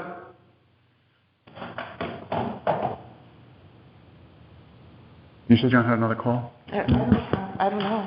John, you still with us? Okay. Yeah, give me pause too. And Anthony, correct me on this, but I'm inferring that the first tier that they proposed, which is more of putting a forum of the region together to look for opportunities to collaborate, was one thing. But then the second two tiers, when they went to operationalize and fund it, were more problematic. Yes. I think the first one is educational. It helps to familiarize people with housing options, to stimulate provocative thought. And to give you an idea, like I read the regional housing plan, it said encourage orderly creation. So I wrote a note. So what's disorderly creation? I go, what does that mean? I mean, you guys, all of a sudden the marketplace that's been around for 300 years in Connecticut is disorderly? I mean, that's the opposite of it. I mean, if you do critical thinking, you'd say, well, what's the opposite of order? Like all of a sudden they're going to show up and bring order? They're going to tell you, I hate to say it's a very negative term.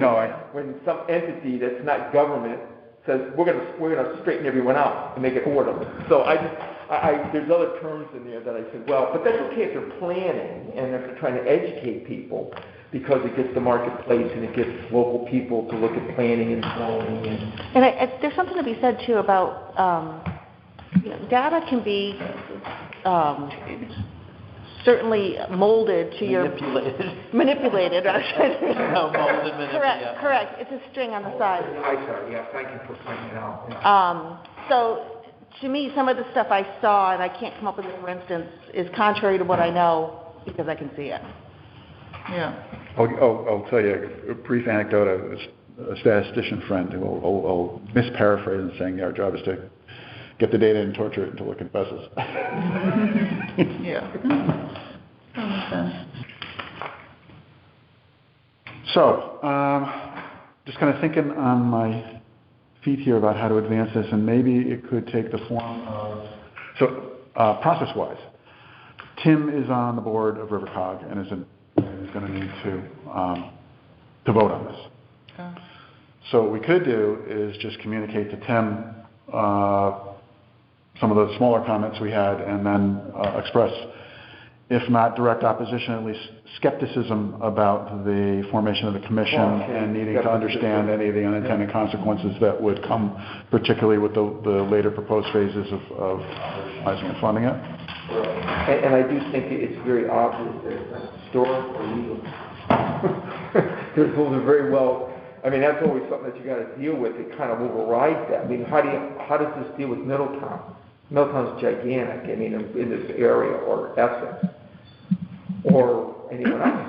I mean, I'd rather see Old Lyme do its own housing commission, although I wouldn't recommend that, but I'd rather see local people run the thing locally and deal with it. If they found the need for it, they can birth it very easily under state statutes. Or they can invite someone to come in with an MOU to do some development work or to administer some programs or, whatever. I mean, so there's alternatives without some entity being formed out of thin air. It's like alien spaceship came over here and redefined civilization. I don't mean to be too evocative, but it kind of reminds me of something that's out of this world, at least in my structured world of housing. I think we want to communicate that to RiverCog directly too, because it is a comment thing. I'm a liaison to the regional housing plan, so we could communicate that to them directly. But I think we'd also want to get it to Tim, who is actually sitting on is a member of the board and is going to be part of the process to adopt this plan, which is still in draft form.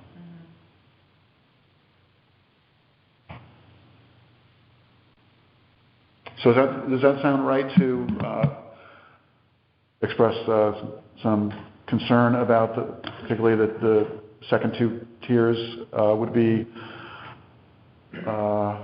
appropriate to express support for the notion that RiverCog could be the hub of communication and collaboration amongst its members. Yes, So I think that's the, it's kind of the also- first tier, information sharing and best practices and such. And there's laws in the books that can, if they want to move further, any community can do that in a couple of different ways. Yep. You know, it's not like we need this outfit to get involved. There's alternatives. And that's the argument, by the way, at the state level. That's what happened. And I saw the battle the last 2 years, and there's huge battles going on philosophically about maintaining the philosophy of housing, which kind of fits into home rule, but it's not home rule driven. It was done that way from 1937, and then the state implemented it, and then they developed responsibilities to the city. So it's never, and that's what they're challenging. It's that fundamental principle that's been around for easily from the late 30s. I know as early as the 40s, because Middletown developed Long River Village in 1941, which was family housing. So they birthed housing authority early on legislative acts. Each community does. I know the date of our birth, November 22nd, 1948. And how do I know that? Because the legislative body made a point that we need safe, decent, sanitary housing. Boom, it was done. And they're given certain extraordinary powers under the state if you birth them. You know? So. Yeah, they are taking, I think, a lot of the principles of advanced CT and putting them in that document as far as like being near a transit hub, creating housing adjacent to transit stations and things like that, which doesn't necessarily apply to Old Lyme, but you could see that they're taking a lot of the things from Yale. Yeah, Yale's again in hidden days, so it's kind of a fountain for some of these ideas. Yeah.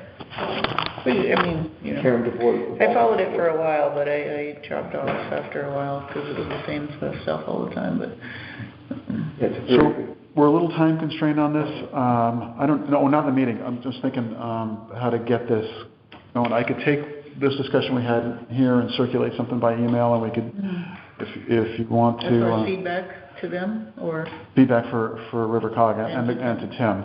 yeah. If you want to do a quick email response, I don't know if we need a motion to vote on this to. I don't think we need a motion. You probably just, if you want to. I think consensus to give the chair that authority to draft something. Yeah, and I'll commit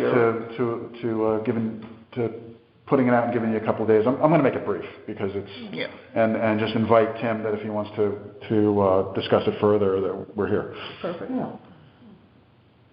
Just I'll articulate that there's some concern about the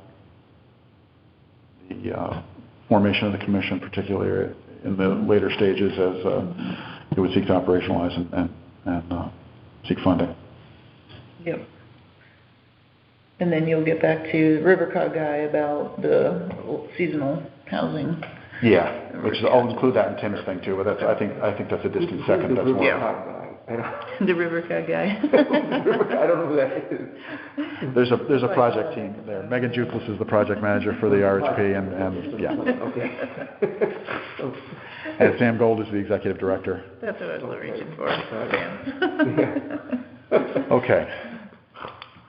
And the public comment their comment period is open for another week, but I don't think their board meeting is until next month, so they've already had their board meeting for July. Okay, got that one. Okay. Anything else on the RHP? Thanks, Anthony. That was an important bit of perspective you provided us. I appreciate that. Okay, priorities and work planning.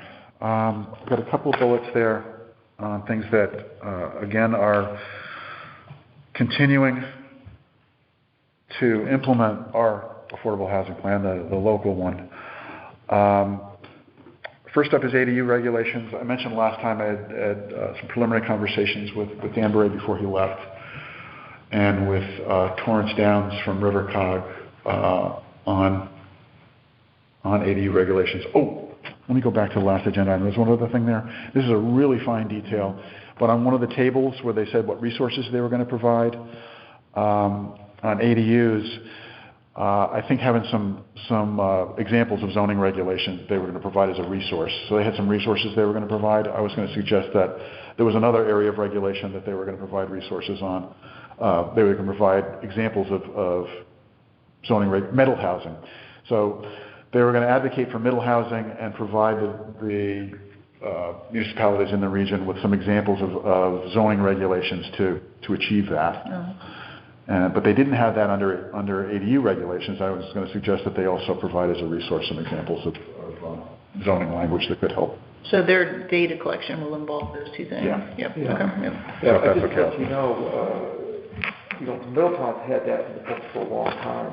You know, I was a planning and zoning commissioner for 10 years when we had that way back in time. In fact, I'll tell you right now, Middletown is one of the finest planned communities that began doing plans of development in the mid-40s, while most places were late laissez-faire, just let it develop.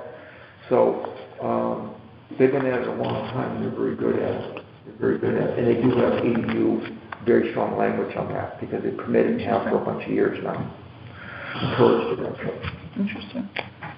So on that, ADUs in Oline, the current status is that the Zoning Commission and the Board of Selectmen have opted out of the provision, the much more permissive state top-down regulations for ADUs.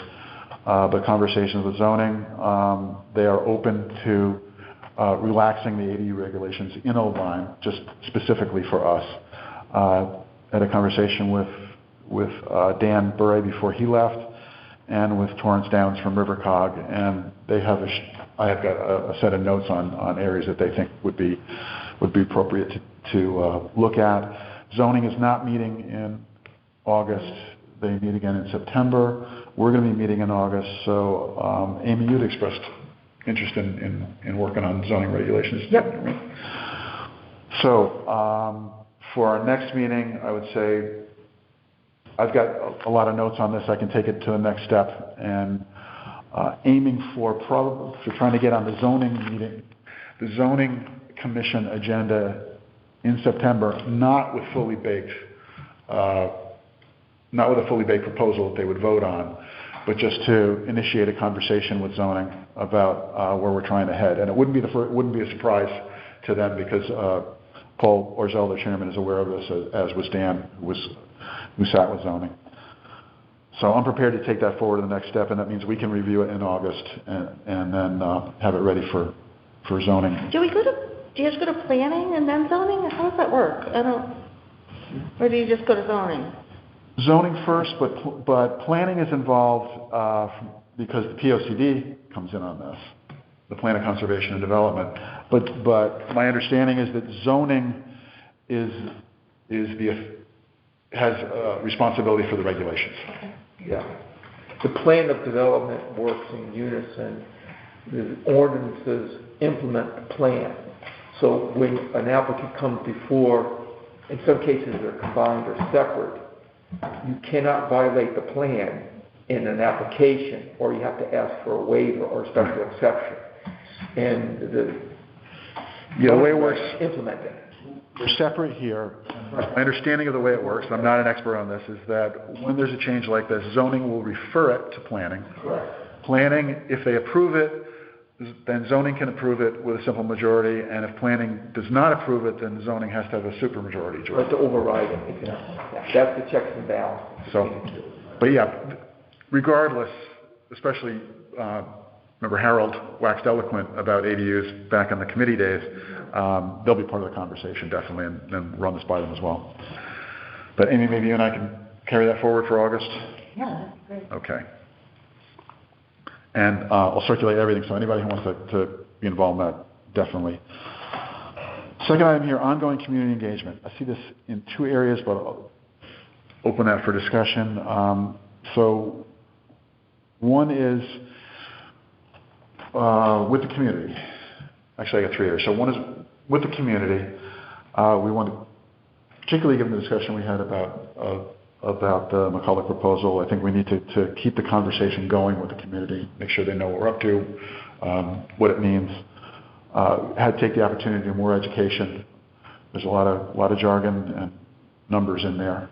So potentially keeping the website up to date, potentially having another public forum as we get into proposals for zoning changes and proposals for projects to have a conversation with the broader community about that. Another aspect of this is the resource page that we had talked about, promoting CHFA mortgages, providing information on where people can go for information and help.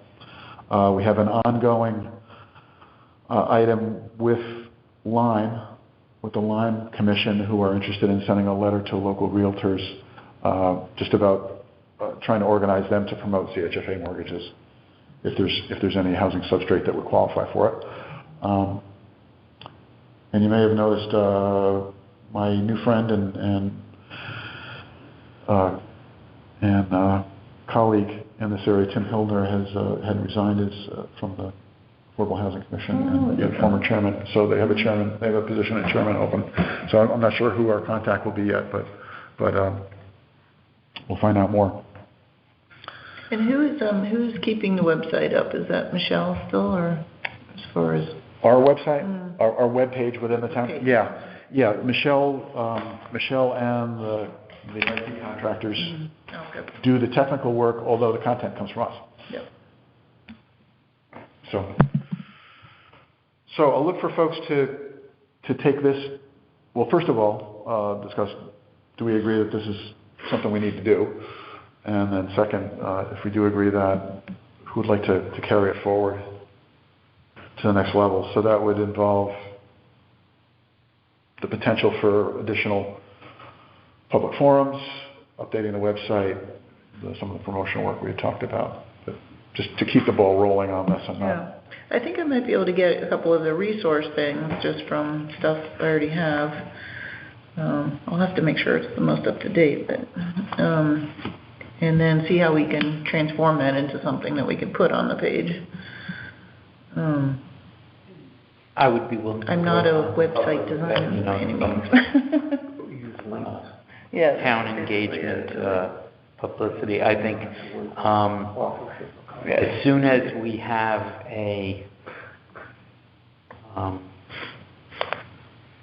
unless it's going to be problematic, creating all sorts of buzz beforehand. I think as soon as we know if we're going to go ahead with this plan, if the town Board of Selectmen, that would be the time then to starting, because then and prior to maybe in conjunction with forming the committee, or how we're going to form that committee and so on. So that might be a good opportunity. Yeah, some of it being whether it be written. Some of it might be written out in to the and whether it's in the magazine format or it's something in the whatever. Yeah, I just see some of it being event driven and some of it being just there's content that we want to just continue exposing the community to and getting their feedback on. Right.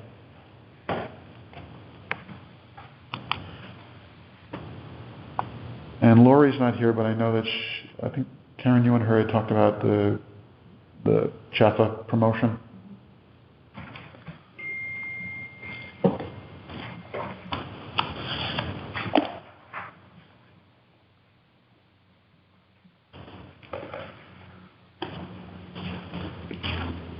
Okay.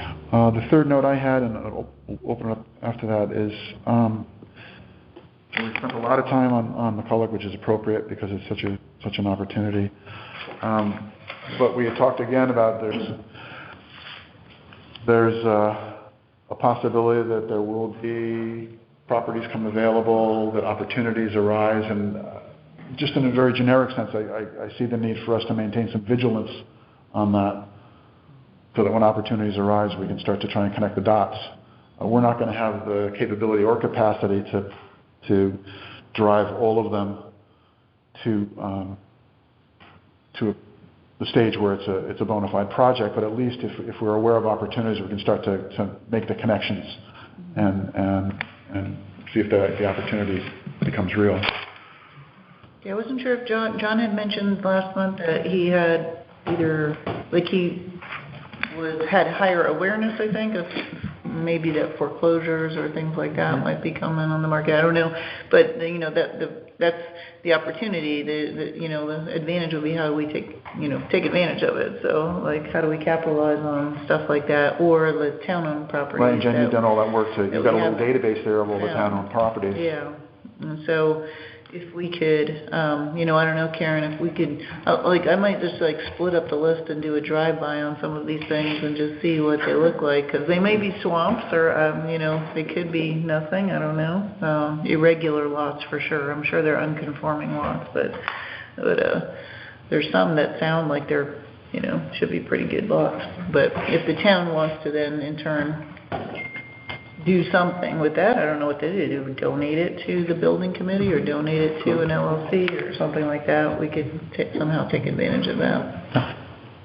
Is that database properties that are in arrears? No, Taxes, or- there's none in arrears, because we have an awesome tax collector, but we have Well, she collects my taxes pretty good. 68 properties that the town actually owns. Owns outright. Oh, really? Outright. And 15 of them have buildings on them, town buildings on them, like the fire station and the. Right, so this is one of them. But the other 50 or so are, it just says lots, vacant land. Yeah. Yeah, now it could be a swamp, could be, something that's not perkable or something like that, or a little corner here or something like that, but some of them were over an acre, so. An acre of swamp. An acre, could be an acre of swamp. Could be ledge, for too. sure. So, but I haven't driven by, the only one that you can see straight away is 1 Queen Anne's Court. When you drive down Boston Post Road, you can see it right there. It's just got trees on it and looks like a pretty decent lot to me, but I don't know. Yeah. That's nice. Could be something wrong with it. Are you the only realtor? Yeah. Might be Yes. setbacks or something like She might be that. a good source for just looking, Puts a lot of time. monitoring what's on the market. So too. Yeah. Yeah. I'd love to get somebody on the property across from the Lime Art Academy and just snatch that up. Back up to the community engagement. Another audience for us, another constituency is the town government. So you may have seen the article about the discussion about the overlay zone for the Arts District. Mm-hmm. And there were some comments made at the Historic Commission that were I'll preface this by saying it's based on a single news article, and I am firsthand aware of being quoted out of context and without full information, but there was some negative stuff said about Disconcerting. About affordable housing. And I would see it not as an opportunity to confront, but more of an opportunity to inquire, and maybe an opportunity to go talk to the Historic Commission about what affordable housing is and how we see it, at least. I was just surprised that somebody who makes a living in a nonprofit off of other people's money would make a comment like that about affordable housing being across the street from him. Again, I'll say, we don't know if it was a misquote or if it was... Could have been misquoted or out of context quote, so I don't want to let one That's why I didn't report. second hand at least... See, I didn't hear any of this. How did I miss all that? This is the one about the housing across from the Lime Art. So, Was it in the patch? Was it The in? CT examiner. but we've got zoning, we know open space, zoning, planning are all, key potential partners for us we want to stay aligned with. But, the Historic Commission, it did occur to me, has some sway over how property is used in town. So it's probably another entity that we should link with and have a conversation with. Yeah. So Bill, as you're doing the outreach thing, the community, I would include town government specifically and who the potential folks we'd reach out to would be. All right, so Amy and I are going to take next steps on IDE regulations. Mm-hmm. Bill, you're going to take the lead on next steps just for staking out what the dimensions are, at least what community engagement would look like. We already had it on the books for Lori and Karen to look at the collaboration with Lime to send a note to realtors about Chatham mortgages, development opportunities. Jen, you have the one list, and maybe reach out to John to see. Maybe John. Yeah. I'll get with John on that. Anything else that we should have on? I would envision this is something that will be part of our pulse, and we'll take them up at during our update section. You know, what are we doing on AD regulations? What are we doing on community engagement? What are we doing on development opportunities? Anything else that would go into that category that we just want to have as part of our standing agenda?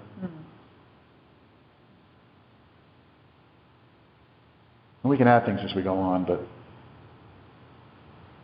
I mean, I think those are big topics in themselves, but obviously we should just keep an eye on the progress of the building committee or the concerns of the building committee or the, you know. Yeah, assuming that goes forward, that'll Yeah, definitely be on our assuming that goes agenda. forward, yeah. That'll.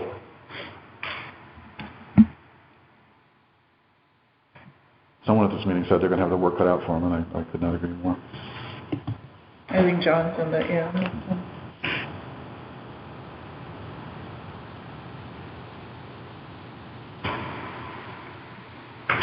Okay, we can leave it there now. That's not closed.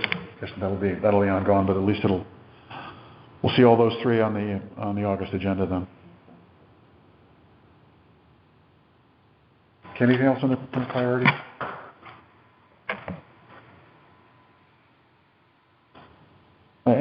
Any other business? Just wanted to update, I called the Rocky Neck Apartments last week just to see how they were doing. They're completely full with the waiting list. Yeah. Yeah, my son actually stopped by there a couple of weeks ago, and he said they were all full. Yeah.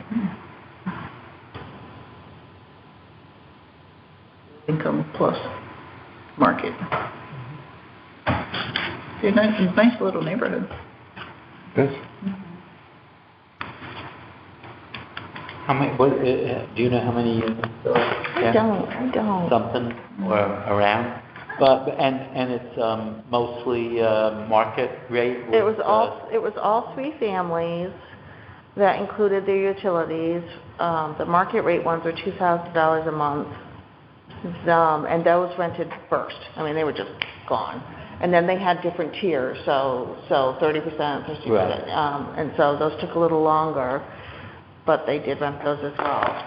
But she led me to believe that that's because people came in from out of town, so they were solicited to come to this area, as opposed to satisfying a need locally, which I find so frustrating.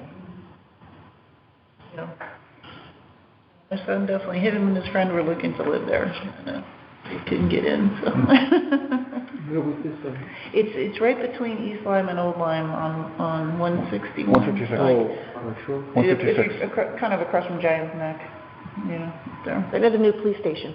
Yeah, by the new police station, yeah. Oh, okay. The East Lyme police station. Oh, there's that wine store there, Divine Wine, Yeah. right there. Divine Gateway Wine Campground. Emporium, Yeah, or yeah. not just a package. Cute. Okay, any other? Just before you adjourn the meeting, just to go to the order, I just want to thank everyone. I'm glad to meet people first time, although I met Jen before, and I want to thank the chair for welcoming me as well as all the members, and it's a very open group of people.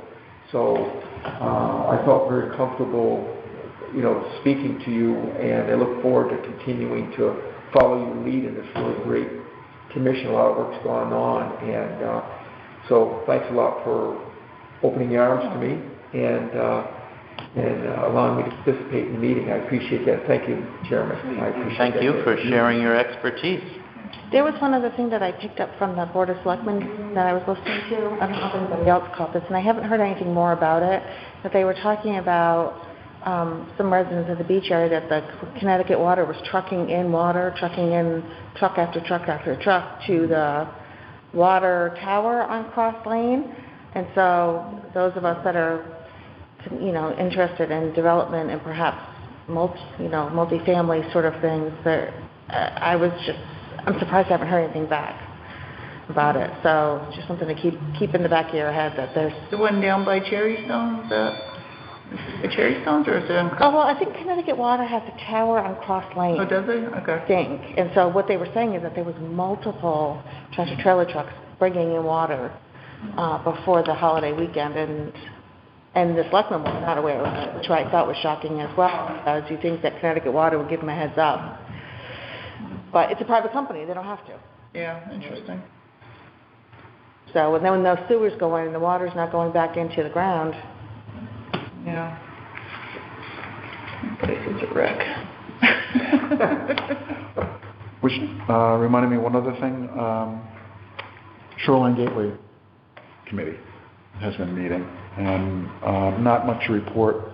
For those who don't know, the Shoreline Gateway has been identified as an area roughly from on 156, running from around Cherry Stones or the Gulf Station down to just past the police station. And the idea there is to have a look at that in a not dissimilar way that Halls Road looked at Halls Road, and try to establish some sort of direction on development for that, and ultimately potentially come up with an overlay district to promote the kinds of development that would be consistent with that vision. It's very early days, just getting the lay of the land, reviewing the zoning there, reviewing what's there, trying to figure out what the boundaries are. Check into the water issue. Yeah. They better not take my driving range away. And there already is an overlay down in Soundview. There's a Soundview Village District. Yeah. So this is going to be a multi-year effort. It's going to be a long haul. Yeah. But basically, just getting the lay of the land and doing range finding. I'm on it, so I'll keep reporting back, particularly if there's anything. What's interesting is all that little neighborhood of tiny homes. So there's like a dozen tiny homes in there. That's they're full year round, so they're. Even the signage is tiny homes. Cute. Well, we should just do that the whole way down. Except for the driving range. Okay. Upcoming meetings, I think third Wednesday next month is August 17th.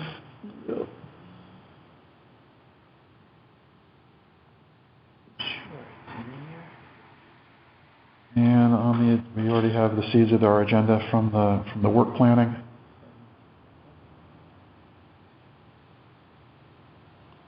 And we had talked about having some, not public comment, but some stuff during the August meeting, but we want to push that until we do sort of more of a public comment, right? Okay. Yeah. After Labor Day? Yep. Yeah, good.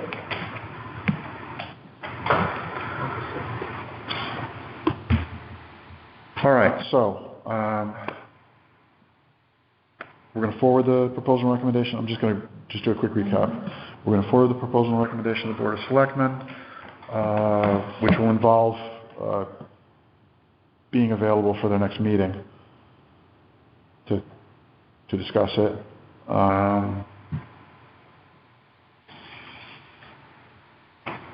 The regional housing plan feedback is going to be centered on the questions, concerns about the Regional Housing Commission, in addition to two smaller things around noting the seasonal properties, the disproportionate number of seasonal properties along the shoreline, for context in the report, and potentially including some help from the regional level with ADU regulations. Did I catch it? Mm-hmm. Yep.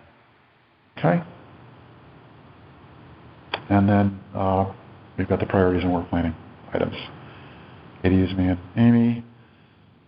Bill, you're going to spearhead the community engagement, and Jen, you're going to reach out to John on the future development opportunities. Okay, I think that got it.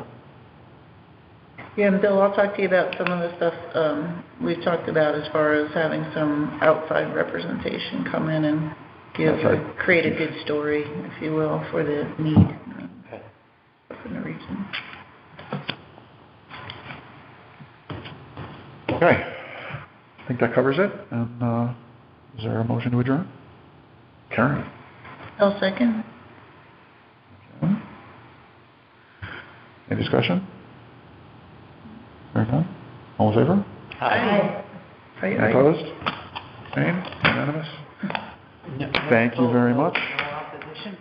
Meeting, All right. meeting adjourned at Take 12 after 7. Survive the warmth.